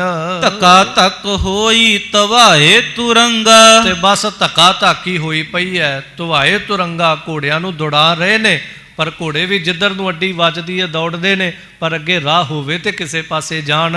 ਗਿਰੇ ਖੇਤ ਜੋਧਾ ਮਲੇ ਪਾਏ ਸੰਗਾ। ਤੇ ਕਵੀ ਜੀ ਕਹਿੰਦੇ ਗਿਰੇ ਖੇਤ ਜੋਧਾ, ਇਸ ਮੈਦਾਨੇ ਜੰਗ ਦੇ, ਇਸ ਰਣ ਭੂਮੀ ਦੇ, ਇਸ ਖੇਤ ਅੰਦਰ ਸਾਰੇ ਯੋਧੇ ਸੂਰਮੇ ਜਿਹੜੇ ਨੇ ਡਿੱਗੇ ਪਏ ਹਨ। ਦੋਹਰਾ ਅਰੇ ਅਦਿਕ ਗੁਰ ਸੂਰਮੇ ਮਰੇ ਤੁਰਕ ਗਨ ਜਾਨ। ਜਦੋਂ ਅੱਗੇ ਗੁਰੂ ਕੇ ਸੂਰਮੇ ਜਿਹੜੇ ਨੇ ਇਹਨਾਂ ਦੇ ਅੱਗੇ ਅੜ ਗਏ ਨੇ, ਪੈਰ ਜਿਹੜੇ ਗੁਰੂ ਕੇ ਸੂਰਮੇ ਨੇ ਪਛਾਣ ਨਹੀਂ ਕੀਤਾ ਕਿਸੇ ਨੇ ਵੀ, ਅੜ ਗਏ ਨੇ। ਤੁਰਕਾਂ ਨੇ ਜਦੋਂ ਵੇਖ ਲਿਆ ਵੀ ਸਾਡੇ ਬੜੇ ਤੁਰਕ ਆਨ, ਬੜੇ ਤੁਰਕ ਸੂਰਮੇ ਸਾਡੇ ਮਰ ਗਏ ਹਨ। ਕੁਤਬ ਖਾਨ ਸੋਰਿਸ ਕਹਿਓ ਨਿਸਠੁਰ ਕਾਲੇ ਖਾਨ। ਤੇ ਜਿਹੜਾ ਕੁਤਬ ਖਾਨ ਹੈ ਨਾ, ਉਹਨੇ ਤੇ ਕਾਲੇ ਖਾਨ ਨੇ ਬੜੇ ਗੁੱਸੇ ਦੇ ਵਿੱਚ ਆ ਕੇ ਇੱਕ ਦੂਜੇ ਨੂੰ ਕਿਹਾ ਹੈ, ਦਵੈ ਕਟਕਾ ਮੈਂ ਫਜਰ ਹਵੈ ਸਰਿਓ ਨ ਕਾਰਜ ਕੋਏ। ਕਾਲੇ ਖਾਨ ਜਿਹੜਾ ਉਹ ਕੁਤਬ ਖਾਨ ਨੂੰ ਬੜੇ ਗੁੱਸੇ 'ਚ ਕਹਿੰਦਾ ਦਵੈ ਕਟਕਾ ਮੈਂ ਫਜਰ ਹਵੈ। ਫਜਰ ਕਹਿੰਦੇ ਨੇ ਸਵੇਰ ਨੂੰ, ਫਜਰ ਦੀ ਨਮਾਜ਼ ਵੀ ਪੜ੍ਹਦੇ ਨੇ। ਕਹਿੰਦਾ 2 ਘੜੀਆਂ ਤੱਕ ਸਵੇਰ ਹੋਣ ਵਾਲੀ ਹੈ, ਕਦੋਂ ਦੇ ਲੱਗੇ ਆ, ਅੱਧੀ ਰਾਤ ਤੋਂ ਹਮਲਾ ਕੀਤਾ ਹੋਇਆ, 2 ਘੜੀਆਂ ਤੱਕ ਸਵੇਰ ਹੋ ਜਾਣੀ, ਇੱਕ ਪਹਿਰ ਵੀ ਬਾਕੀ ਨਹੀਂ ਰਹਿ ਗਿਆ। ਸਰਿਓ ਨਾ ਕਾਰਜ ਕੋਏ, ਹਾਲੇ ਆਪਣਾ ਕੋਈ ਵੀ ਕੰਮ ਨਹੀਂ ਸੌਰਿਆ, ਨਾ ਆਪਾਂ ਨਗਰ 'ਚ ਪ੍ਰਵੇਸ਼ ਕੀਤੇ ਆ, ਨਾ ਗੁਰੂ ਕੀਆਂ ਫੌਜਾਂ ਨੂੰ ਮਾਰਿਆ, ਨਾ ਹਾਲੇ ਗੁਰੂ ਹਰਗੋਬਿੰਦ ਮਹਾਰਾਜ ਨੂੰ ਫੜਿਆ ਹੈ। ਹੋਰ ਸਮੀਪਤਾ ਨਹਿ ਪਈ ਕਹਾਂ ਮਾਰ ਲੁੱਟ ਹੋਏ। ਕਹਿੰਦਾ ਮਾਰ ਜੁੱਟ ਕਿੱਥੇ ਚੱਲੀ ਜਾ ਰਹੀ ਹੈ, ਇੰਨੀ ਮਾਰ ਆਪਣੇ ਨਾਲ ਹੋ ਰਹੀ, ਇੰਨਾ ਨੁਕਸਾਨ ਹੋ ਗਿਆ, ਹਾਲੇ ਤੱਕ ਪੁਰੀ ਦੇ ਵਿੱਚ, ਨਗਰ ਦੇ ਵਿੱਚ ਆਪਾਂ ਇੱਕ ਕਦਮ ਤੱਕ ਨਹੀਂ ਰੱਖਿਆ। ਪਾਦੜੀ ਛੰਦ ਸੁਨ ਕੁਤਬ ਖਾਨ ਤਾਰੰਤ ਧੀਰ। ਤੇ ਸੁਣ ਕੇ ਅੱਗੋਂ ਕੁਤਬ ਖਾਨ ਜਿਹੜਾ ਨਾ, ਉਹ ਬੜਾ ਧੀਰਜ ਧਾਰਨ ਕਰਕੇ ਜਵਾਬ ਦੇ ਕਹਿਣ ਲੱਗਾ, ਤੁਮ ਧੂਰ ਅਧਿਕ ਤੇ ਕਸ਼ਟ ਵੀਰ। ਕਹਿੰਦਾ ਕਾਲੇ ਖਾਂ ਕਰੀਏ ਕੀ, ਸਾਡੇ ਵਸ ਨਹੀਂ ਹੈ, ਇਧਰੋਂ ਧੂੜ ਬੜੀ ਉੱਠਦੀ ਪਈ ਹੈ ਘੋੜਿਆਂ ਦੇ ਪੈਰਾਂ ਨਾਲ, ਉਧਰ ਦੂਰ ਤੱਕ ਹਨੇਰਾ ਬੜਾ ਹੈ। ਲੜ ਸਕੇ ਨਾ ਪਰਾਕਰਮ ਕੁਛ ਦਿਖਾਏ। ਤੇ ਪਰਾਕਰਮ ਕੁਛ ਦਿਖਾਏ, ਬੜਾ ਯਤਨ ਕਰ ਰਹੇ ਆ, ਪਰ ਲੜ ਸਕੇ ਨਾ, ਕੁਛ ਆਪਣਾ ਜਿਹੜਾ ਹੈ ਦਿਖਾ ਨਹੀਂ ਸਕੇ ਦੁਸ਼ਮਣ ਨੂੰ। ਅਸੀਂ ਗੁਰੂ ਕੇ ਸਿੱਖਾਂ ਨੂੰ ਆਪਣਾ ਬਲ ਨਹੀਂ ਦਿਖਾ ਸਕੇ, ਕਿਉਂਕਿ ਹਨੇਰਾ ਤੇ ਧੂੜ ਪੇਸ਼ ਨਹੀਂ ਜਾਣ ਦੇ ਰਹੀ। ਨਹਿ ਸ਼ਤਰੂ ਅਗਰ ਜਾਣਿਓ ਸੋ ਜਾਏ। ਤੇ ਅੱਗੇ ਸਾਹਮਣੇ ਦੁਸ਼ਮਣ ਜਿਹੜਾ ਹੈ, ਭਾਵ ਗੁਰੂ ਕੇ ਸਿੱਖ ਜਿਹੜੇ ਖੜੇ ਨੇ, ਕਹਿੰਦਾ ਉਹ ਦੁਸ਼ਮਣ ਦਿਖਾਈ ਨਹੀਂ ਦੇ ਰਿਹਾ ਵੀ ਖੜਾ ਕਿਹੜੇ ਪਾਸੇ ਹੈ। ਸਾਨੂੰ ਤਾਂ ਉਦੋਂ ਪਤਾ ਲੱਗਦਾ ਜਦੋਂ ਗੋਲੀਆਂ ਆਉਂਦੀਆਂ ਨੇ, ਤੀਰ ਆਉਂਦੇ ਨੇ, ਉਦੋਂ ਪਤਾ ਲੱਗਦਾ ਵੀ ਇੱਧਰਲੇ ਪਾਸੇ ਨੇ, ਤੇ ਜਦੋਂ ਅਸੀਂ ਉਧਰਲੇ ਪਾਸੇ ਨੂੰ ਗੋਲੀਆਂ ਚਲਾਉਂਦੇ ਹਾਂ ਦੂਜੇ ਪਾਸੇ ਕਿਸੇ ਹੋ ਜਾਂਦੇ ਨੇ। ਕਿਉਂਕਿ ਗੁਰੂ ਕੇ ਸਿੱਖ ਬਹੁਤਾ ਰੌਲਾ ਨਹੀਂ ਪਾ ਰਹੇ ਕਿ ਆਵਾਜ਼ ਤੋਂ ਪਤਾ ਨਾ ਲੱਗੇ ਅਸੀਂ ਕਿੱਧਰ ਖੜੇ, ਹੱਲਾ ਕਰਦੇ ਨੇ, ਇਹਨਾਂ ਨੂੰ ਅੱਗੋਂ ਜਵਾਬ ਦਿੰਦੇ, ਥੋੜਾ ਜਿਹਾ ਪਾਸੇ ਹਟ ਜਾਂਦੇ, ਪਤਾ ਜਿੱਧਰੋਂ ਗੋਲੀ ਤੀਰ ਆਇਆ ਹੁਣ ਦੁਸ਼ਮਣ ਉਧਰ ਨੂੰ ਵਾਰ ਕਰੇਗਾ, ਤਾਂ ਥੋੜਾ ਇੱਕ ਪਾਸੇ ਹਟ ਜਾਂਦੇ ਹਨ। ਇਸ ਲਈ ਕੁਤਬ ਖਾਂ ਕਹਿੰਦਾ ਕੁਝ ਸਮਝ ਨਹੀਂ ਆ ਰਹੀ ਹੈ। ਜਬ ਕਰੈ ਹੇਲ ਹੈ ਮੇਲ ਪੇਲ। ਤੇ ਕਹਿੰਦਾ ਜਦੋਂ ਜ਼ੋਰ ਦਾ ਅਸੀਂ ਕਰ ਹੈ ਹੇਲ, ਹੱਲਾ ਕਰਦੇ ਹਾਂ ਮਿਲ ਕਰਕੇ, ਫਿਰ ਪਰ ਹੈ ਆਪ ਲਾਗੰਤ ਧਕੇਲ। ਕਹਿੰਦਾ ਆਪਸ 'ਚ ਹੀ ਲੜ ਪੈਂਦੇ ਆ, ਆਪਸ 'ਚ ਹੀ ਭਿੜ ਜਾਂਦੇ ਆ, ਭਾਵ ਹਨੇਰੇ 'ਚ ਪਤਾ ਨਹੀਂ ਲੱਗਦਾ, ਸੂਰਮੇ ਆਪਸ 'ਚ ਹੀ ਟਕਰਾ ਜਾਂਦੇ ਨੇ, ਘੋੜੇ ਆਪਸ 'ਚ ਹੀ ਟਕਰਾ ਜਾਂਦੇ ਨੇ, ਸਾਡੇ ਹੀ ਫੜੇ ਹੋਏ ਸ਼ਸਤਰ ਸਾਡੇ ਹੀ ਸਰੀਰਾਂ ਤੇ ਵੱਜ ਜਾਂਦੇ ਹਨ। ਗਿਰ ਮਰੈ ਬ੍ਰਿੰਦ ਉਠਨੇ ਨਾ ਪਾਏ। ਤੇ ਜਿਹੜਾ ਘੋੜਾ ਤੇ ਜਾਂ ਜਿਹੜਾ ਸੂਰਮਾ ਡਿੱਗ ਪੈਂਦਾ ਉੱਠਣੇ ਨਾ ਪਾਏ, ਪਤਾ ਨਹੀਂ ਕੀ ਹੋ ਗਿਆ ਇਹਨਾਂ ਨੂੰ, ਜਿਹੜਾ ਡਿੱਗ ਪਵੇ ਉਹਦੇ ਤੋਂ ਪਰਤ ਉੱਠਿਆ ਹੀ ਨਹੀਂ ਜਾਂਦਾ ਹੈ। ਦਰੜੰਤ ਜਾਤ ਉਪਰ ਤਵਾਏ। ਤੇ ਦੂਸਰੇ ਘੋੜੇ ਜਿਹੜੇ ਨੇ ਉਹਨਾਂ ਦੇ ਉੱਪਰ ਤਵਾਏ, ਉੱਤੋਂ ਦੀ ਲੰਘਦੇ ਨੇ, ਤੇ ਦਰੜੰਤ ਜਾਤ ਥੱਲੇ ਪਏ ਹੋਏ ਬੇਹੋਸ਼ ਜਾਂ ਘਾਇਲ ਜਿਹੜੇ ਸਾਡੇ ਸਿਪਾਹੀ ਨੇ, ਘੋੜੇ ਉਹਨਾਂ ਨੂੰ ਦਰੜ ਦੇ ਅਗਾਂਹ ਲੰਘ ਜਾਂਦੇ ਹਨ। ਬੋਲਰੇ ਵੀਰ ਨੇ ਸਰਹਕਾਰ। ਕਹਿੰਦਾ ਤੇਰੀ ਗੱਲ ਸਹੀ ਹੈ ਕਾਲੇ ਖਾਂ, ਸੂਰਮੇ ਆਪਣੇ ਬੜੇ ਲੜ ਚੁੱਕੇ ਨੇ, ਬੜੇ ਮਰ ਚੁੱਕੇ ਨੇ, ਪਰ ਨਹਿ ਸਰੈ ਕਾਰਜ ਹਾਲੇ ਕੋਈ ਨਹੀਂ ਸੌਰਿਆ ਆਪਣਾ। ਅਬ ਹੋਏ ਫਜਰ ਤਬ ਲੇਹੁ ਮਾਰ। ਹੁਣ ਇੱਕ ਹੀ ਤਰੀਕਾ ਬਾਕੀ ਹੈ ਵੀ ਜਦੋਂ ਫਜਰ ਹੋ ਜਾਏਗਾ, ਸਵੇਰ ਹੋਏਗੀ, ਪਤਾ ਲੱਗੇਗਾ ਸਿੱਖ ਕਿਹੜੇ ਪਾਸੇ ਨੇ, ਕਿੱਡੀ ਕੁ ਗਿਣਤੀ ਦੇ ਵਿੱਚ ਨੇ, ਕਿਹੜੇ ਕਿਹੜੇ ਇਹਨਾਂ ਕੋਲ ਹਥਿਆਰ ਨੇ, ਕਿਵੇਂ ਲੜਦੇ ਨੇ, ਉਦੋਂ ਫਿਰ ਯੁੱਧ ਨੀਤੀ ਤਿਆਰ ਕਰਾਂਗੇ, ਉਦੋਂ ਲੜਾਂਗੇ। ਲਸਕਰ ਨਬਾਦ ਦੀਜੈ ਮਰਾਏ। ਤੇ ਕਾਲੇ ਖਾਂ ਮੈਂ ਤੈਨੂੰ ਇਹੀ ਕਹਿਣਾ ਵੀ ਆਪਾਂ ਬਾਦ ਵਿਅਰਥ ਦਾ ਲਸ਼ਕਰ ਫੌਜਾਂ ਜਿਹੜੀਆਂ ਨੇ ਰਾਤ ਦੇ ਹਨੇਰੇ 'ਚ ਲੜਵਾ ਕੇ ਇੰਜ ਆਪਣਾ ਨੁਕਸਾਨ ਨਾ ਕਰਨਾ ਕਰੀਏ। ਪੁਰ ਸਨੈ ਸਨੈ ਲਹਿ ਛੁਰਾਏ। ਤੇ ਫਿਰ ਜਦੋਂ ਸਮਾਂ ਸਵੇਰ ਹੋ ਜਾਏਗੀ ਫਿਰ ਆਪਾਂ ਸਹਿਜੇ ਸਹਿਜੇ ਜਿਹੜਾ ਇਹਨਾਂ ਫੌਜਾਂ ਨੂੰ ਲੜਾ ਕੇ ਤੇ ਆਪਣੇ ਹੋਰ ਸਿਪਾਹੀ ਜਿਹੜੇ ਛਡਾ ਲਵਾਂਗੇ। ਟਿਕ ਪੈਂਦੇ ਖਾਨ ਕਹਿਨੀਕ ਬਾਤ। ਅੱਗੋਂ ਹੁਣ ਪੈਂਦੇ ਖਾਂ ਬੋਲਿਆ, ਕਹਿੰਦਾ ਵਾਕਈ ਕੁਤਬ ਖਾਨ ਦੀ ਗੱਲ ਜਿਹੜੀ ਹੈ ਇਹ ਬੜੀ ਸਿਆਣੀ ਕੀਤੀ ਹੈ। ਸਵਦਾਨ ਕਰੋ ਅਬ ਹੋਤਿ ਪ੍ਰਾਤ। ਕਹਿੰਦਾ ਕਾਲੇ ਖਾਂ ਪੈਂਦੇ ਖਾਂ ਕਹਿੰਦਾ ਕਿ ਕਾਲੇ ਖਾਂ ਕੁਤਬ ਖਾਨ ਨੇ ਬੜੀ ਸੋਹਣੀ ਗੱਲ ਕੀਤੀ ਹੈ। ਅਬ ਹੋਏ ਪ੍ਰਾਤ, ਕਹਿੰਦਾ ਸਵੇਰ ਹੋਏਗੀ ਉਦੋਂ ਆਪਾਂ ਹਮਲਾ ਕਰਾਂਗੇ। ਓਨੀ ਦੇਰ ਹੋਏ ਪ੍ਰਾਤ, ਓਨੀ ਦੇਰ ਸਾਵਧਾਨ ਕਰੋ, ਫੌਜ ਨੂੰ ਸਾਵਧਾਨ ਕਰ ਲਾ, ਫੌਜ ਨੂੰ ਰੋਕ ਲੈਣਾ ਕਰ। ਮੈਂ ਮਿਲੋ ਸੰਗ ਹੇਲਾ ਕਰਾਏ। ਤੇ ਇਹ ਹੁਣ ਅਕਿਰਤ ਕਣ ਨਮਕ ਹਰਾਮੀ ਕਹਿੰਦਾ ਮੈਂ ਨਾਲ ਮਿਲਾਂਗਾ ਤੇ ਸਵੇਰੇ ਮੈਂ ਅਗਾਂਹ ਹੋ ਕੇ ਹਮਲਾ ਕਰਾਂਗਾ ਤੇ ਮੈਂ ਸਿੱਧਾ ਗੁਰੂ ਨੂੰ ਜਾ ਪਵਾਂਗਾ। ਇੱਕ ਵਾਰ ਕਹੋ ਗੁਰ ਨਿਕਟ ਜਾਏ। ਤੇ ਕਹਿੰਦਾ ਮੈਂ ਇੱਕੋ ਵਾਰ ਦੇ ਵਿੱਚ ਹੀ, ਦੇਖਿਓ ਤੁਹਾਡੇ ਤੋਂ ਤਾਂ ਕੁਝ ਸਰਿਆ ਨਹੀਂ, ਇੱਕ ਵਾਰ ਗਹੋਂ ਗੁਰ ਨਿਕਟ ਜਾਏ। ਕਹਿੰਦਾ ਮੈਂ ਇੱਕੋ ਵਾਰ ਸਿੱਧਾ ਗੁਰੂ ਹਰਗੋਬਿੰਦ ਮਹਾਰਾਜ ਕੋਲ ਜਾਣਾ ਹੈ। ਤੇ ਜਿਵੇਂ ਨੇ ਪਹਿਲਾਂ ਪਿੱਛੇ ਵੀ ਕਿਹਾ ਸੀ ਕਿ ਸਤਿਗੁਰੂ ਪਾਤਸ਼ਾਹ ਜਦੋਂ ਬਾਹਰ ਆਉਣਗੇ ਤਾਂ ਮੈਂ ਉੱਥੇ ਦਰਵਾਜ਼ੇ 'ਚ ਪਹੁੰਚ ਜਾਣਾ ਹੈ, ਜਿਵੇਂ ਗੁਰੂ ਸਾਹਿਬ ਬਾਹਰ ਆਉਣਗੇ ਮੈਂ ਉੱਥੇ ਹੀ ਜੱਫਾ ਮਾਰ ਲੈਣਾ। ਸੋ ਇਸ ਤਰ੍ਹਾਂ ਫਿਰ ਕਹਿੰਦਾ ਮੈਂ ਤਾਂ ਇੱਕੋ ਵਾਰ ਹੀ ਗੁਰੂ ਹਰਗੋਬਿੰਦ ਮਹਾਰਾਜ ਨੂੰ ਫੜ ਲੈਣਾ ਹੈ ਤੇ ਗੁਰੂ ਹਰਗੋਬਿੰਦ ਮਹਾਰਾਜ ਮੇਰੇ ਤੋਂ ਫਿਰ ਛੁੱਟ ਨਹੀਂ ਸਕਣਗੇ। ਇਹੋ ਨਮਕ ਹਰਾਮੀ ਪੈਂਦੇ ਖਾਂ ਹੈ ਜਿਹੜਾ ਸਾਰੀ ਫੌਜ ਨੂੰ, ਸਾਰੀ ਇਹਦੀ ਸਲਾਹ ਹੈ, ਇਹਨੇ ਲਾਹੌਰ ਦਰਬਾਰ 'ਚ ਜਾ ਫਰਿਆਦੀ ਹੋ ਕੇ ਇਹਨਾਂ ਸਾਰਿਆਂ ਨੂੰ ਚੜਾਉਣਾ ਕੀਤਾ। ਪੈਂਦੇ ਖਾਂ ਜਿਹੜਾ ਨਮਕ ਹਰਾਮੀ ਹੋਇਆ, ਜਿਹੜਾ ਗੁਰੂ ਤੋਂ ਸਾਰਾ ਕੁਝ ਲੈ ਕਰਕੇ, ਗੁਰੂ ਦੀਆਂ ਬਖਸ਼ਿਸ਼ਾਂ ਮਾਣ ਕਰਕੇ ਆਪਣੇ ਮੂਲ ਨਾਲੋਂ, ਆਪਣੇ ਮੁੱਢ ਨਾਲੋਂ ਜਿਹੜਾ ਹੈ ਉਹ ਟੁੱਟ ਗਿਆ। ਮੈਂ ਜ਼ਿਕਰ ਕਰਾਂ ਜ਼ਿੰਦਗੀ ਵਿੱਚ ਹਮੇਸ਼ਾ ਬੰਦਾ ਕਦੀ ਆਪਣੇ ਮੂਲ ਤੋਂ ਨਾ ਟੁੱਟੇ, ਕਦੀ ਆਪਣੇ ਮੁੱਢ ਤੋਂ ਨਾ ਟੁੱਟੇ, ਕਦੀ ਆਪਣੀ ਮਿੱਟੀ ਤੋਂ ਨਾ ਟੁੱਟੇ। ਸੋ ਮੈਂ ਬੜੇ ਫਖਰ ਦੇ ਨਾਲ ਇਹ ਗੱਲ ਕਵਾਂ ਕਿਉਂਕਿ ਦਾਸ ਦਾ ਜੋ ਨਗਰ ਹੈ, ਕਈ ਦਫਾ ਆਪ ਜੀ ਨਾਲ ਜ਼ਿਕਰ ਕੀਤਾ। ਸੋ ਦਾਸ ਦੇ ਪਿਛੋਕੜ ਦੇ ਵਿੱਚ ਜਦੋਂ ਝਾਤ ਮਾਰੀਏ ਆਪਾਂ ਤੇ ਆਪਣੇ ਵਤਨ ਦੇ ਨਾਲ ਜੁੜਨਾ, ਆਪਣੀ ਮਿੱਟੀ ਦੇ ਨਾਲ ਜੁੜਨਾ, ਇਹ ਸਾਨੂੰ ਬੜਾ ਨਸੀਬ ਹੁੰਦਾ ਹੈ। ਦਾਸ ਦਾ ਆਪਣਾ ਜੋ ਜੀਰਾ ਨਗਰ ਹੈ, ਜ਼ਿਲ੍ਹਾ ਫਿਰੋਜ਼ਪੁਰ, ਉੱਥੋਂ ਅੱਜ ਬੜੀ ਪਿਆਰ ਵਾਲੀ ਸੰਗਤ ਕਈ ਦਿਨਾਂ ਤੋਂ 60-70 ਪ੍ਰਾਣੀ ਆਏ। ਉਹਨਾਂ ਨੇ ਬੜਾ ਮਾਣ ਮਹਿਸੂਸ ਕੀਤਾ ਤੇ ਅਸੀਂ ਸਾਰਿਆਂ ਦਾ ਉਹਨਾਂ ਦਾ ਧੰਨਵਾਦ ਕਰਦੇ ਕਿਉਂਕਿ ਆਪਣੀ ਮਿੱਟੀ, ਜਿਸ ਮਿੱਟੀ ਦੇ ਵਿੱਚ ਕਦੀ ਜਨਮ ਲਿਆ, ਹਰ ਮਨੁੱਖ ਦੀ ਇੱਛਾ ਹੁੰਦੀ ਹੈ ਅਸੀਂ ਪਰਤ ਕੇ ਉਸ ਮਿੱਟੀ 'ਚ, ਜਿਸ ਦਿਨ ਇਹ ਸਰੀਰ ਮਿੱਟੀ ਹੋਵੇ ਤੇ ਸਰੀਰ ਵੀ ਉਸ ਮਿੱਟੀ ਵਿੱਚ ਜਾ ਕੇ ਮਿੱਟੀ ਹੋਵੇ। ਕਦੀ ਵੀ ਆਪਣੇ ਮੂਲ ਤੋਂ, ਆਪਣੇ ਅਤੀਤ ਤੋਂ, ਆਪਣੇ ਨਗਰ ਤੋਂ, ਆਪਣੇ ਮੁੱਢ ਤੋਂ ਨਹੀਂ ਟੁੱਟਣਾ ਚਾਹੀਦਾ ਕਿਉਂਕਿ ਬੰਦਾ ਬਹੁਤ ਗਰੀਬੀਆਂ ਤੋਂ ਉੱਠ ਕੇ ਜਾਂਦਾ ਹੈ। ਅਸੀਂ ਵੀ ਕੋਈ ਬਾਦਸ਼ਾਹੀ ਘਰਾਣਿਆਂ ਵਿੱਚੋਂ ਨਹੀਂ ਆਏ ਹੋਏ, ਉਸੇ ਨਗਰ ਦੇ ਵਿੱਚ ਬੜੇ ਗਰੀਬੀ ਪਿਛੋਕੜ ਸਾਡੇ ਰਹੇ ਨੇ। ਅੱਜ ਮਾਲਕ ਨੇ ਇਹ ਬਖਸ਼ਿਸ਼ਾਂ ਕੀਤੀਆਂ ਨੇ। ਸੋ ਨਗਰ ਨਿਵਾਸੀਆਂ ਨੂੰ ਬੜਾ ਇਸ ਗੱਲ 'ਤੇ ਮਾਣ, ਸਾਨੂੰ ਵੀ ਬੜਾ ਮਾਣ। ਇਹ ਸਾਰੇ ਪਤਵੰਤੇ ਸੱਜਣ, ਇਹਨਾਂ ਨੇ ਸਾਨੂੰ ਸਨਮਾਨ ਦਿੱਤਾ ਹੈ। ਅਸੀਂ ਸਾਰਿਆਂ ਨੂੰ ਜਿਉ ਆਇਆ ਕਹਿੰਦੇ ਹਾਂ। ਗਰੀਬ ਨਵਾਜ ਪਾਤਸ਼ਾਹ ਸਭਨਾਂ ਦੇ ਉੱਤੇ ਆਪਣੀ ਮਿਹਰ ਦਾ ਹੱਥ ਰੱਖਣ। ਸੋ ਪੈਂਦੇ ਖਾਂ ਨਮਕ ਹਰਾਮੀ ਹੋਇਆ, ਪਰ ਗੁਰੂ ਕਿਰਪਾ ਕਰੇ ਆਪਾਂ ਸਾਰੀ ਜ਼ਿੰਦਗੀ ਗੁਰੂ ਘਰ ਦਾ ਖਾ, ਪੰਥ ਦੀਆਂ ਅਸੀਸਾਂ ਜਿਹੜੀਆਂ, ਦੁਆਵਾਂ ਜਿਹੜੀਆਂ ਪ੍ਰਾਪਤ ਕਰੀਏ, ਆਪਣੇ ਮੂਲ, ਆਪਣੇ ਮੁੱਢ ਨਾਲ ਸਦਾ ਜੁੜੇ ਰਹੀਏ। ਸੋ ਸਭਨਾਂ ਦਾ ਧੰਨਵਾਦ। ਇੱਥੇ ਸਮਾਂ ਸੰਪੰਨ ਹੈ। ਭੁੱਲਾਂ ਦੀ ਖਿਮਾ, ਹਜੂਰ ਸਮਤ ਦੀ ਦਾਤ ਬਖਸ਼ ਨਿਵਾਜਣਾ ਕਰਨ। ਟਿਕ ਪੈਂਦੇ ਖਾਨ ਕਹਿਨੀਕ ਬਾਤ। ਸਾਵਧਾਨ ਕਰੋ ਅਬ ਹੋਤਿ ਪ੍ਰਾਤ। ਮੈਂ ਮਿਲੋ ਸੰਗ ਹੇਲਾ ਕਰਾਏ। ਇੱਕ ਬਾਰ ਕਹੂੰ ਗੁਰ ਨਿਕਟ ਜਾਏ। ਵਾਹਿਗੁਰੂ ਜੀ ਕਾ ਖਾਲਸਾ, ਵਾਹਿਗੁਰੂ ਜੀ ਕੀ ਫਤਿਹ। ਖਾਲਸਾ ਜੀ ਚੈਨਲ ਨੂੰ ਸਬਸਕ੍ਰਾਈਬ ਕਰਨ ਤੋਂ ਬਾਅਦ 'ਚ ਆਲ ਨੋਟੀਫਿਕੇਸ਼ਨ ਨੂੰ ਜ਼ਰੂਰ ਔਨ ਕਰੋ ਤਾਂ ਕਿ ਸਾਡੀ ਕਥਾ ਕੀਰਤਨ ਦੀ ਹਰ ਵੀਡੀਓ ਤੁਹਾਡੇ ਤੱਕ ਪਹੁੰਚਦੀ ਰਹੇ ਅਤੇ ਵੀਡੀਓ ਨੂੰ ਲਾਈਕ ਕਰਨਾ ਨਾ ਭੁੱਲਣਾ ਜੀ।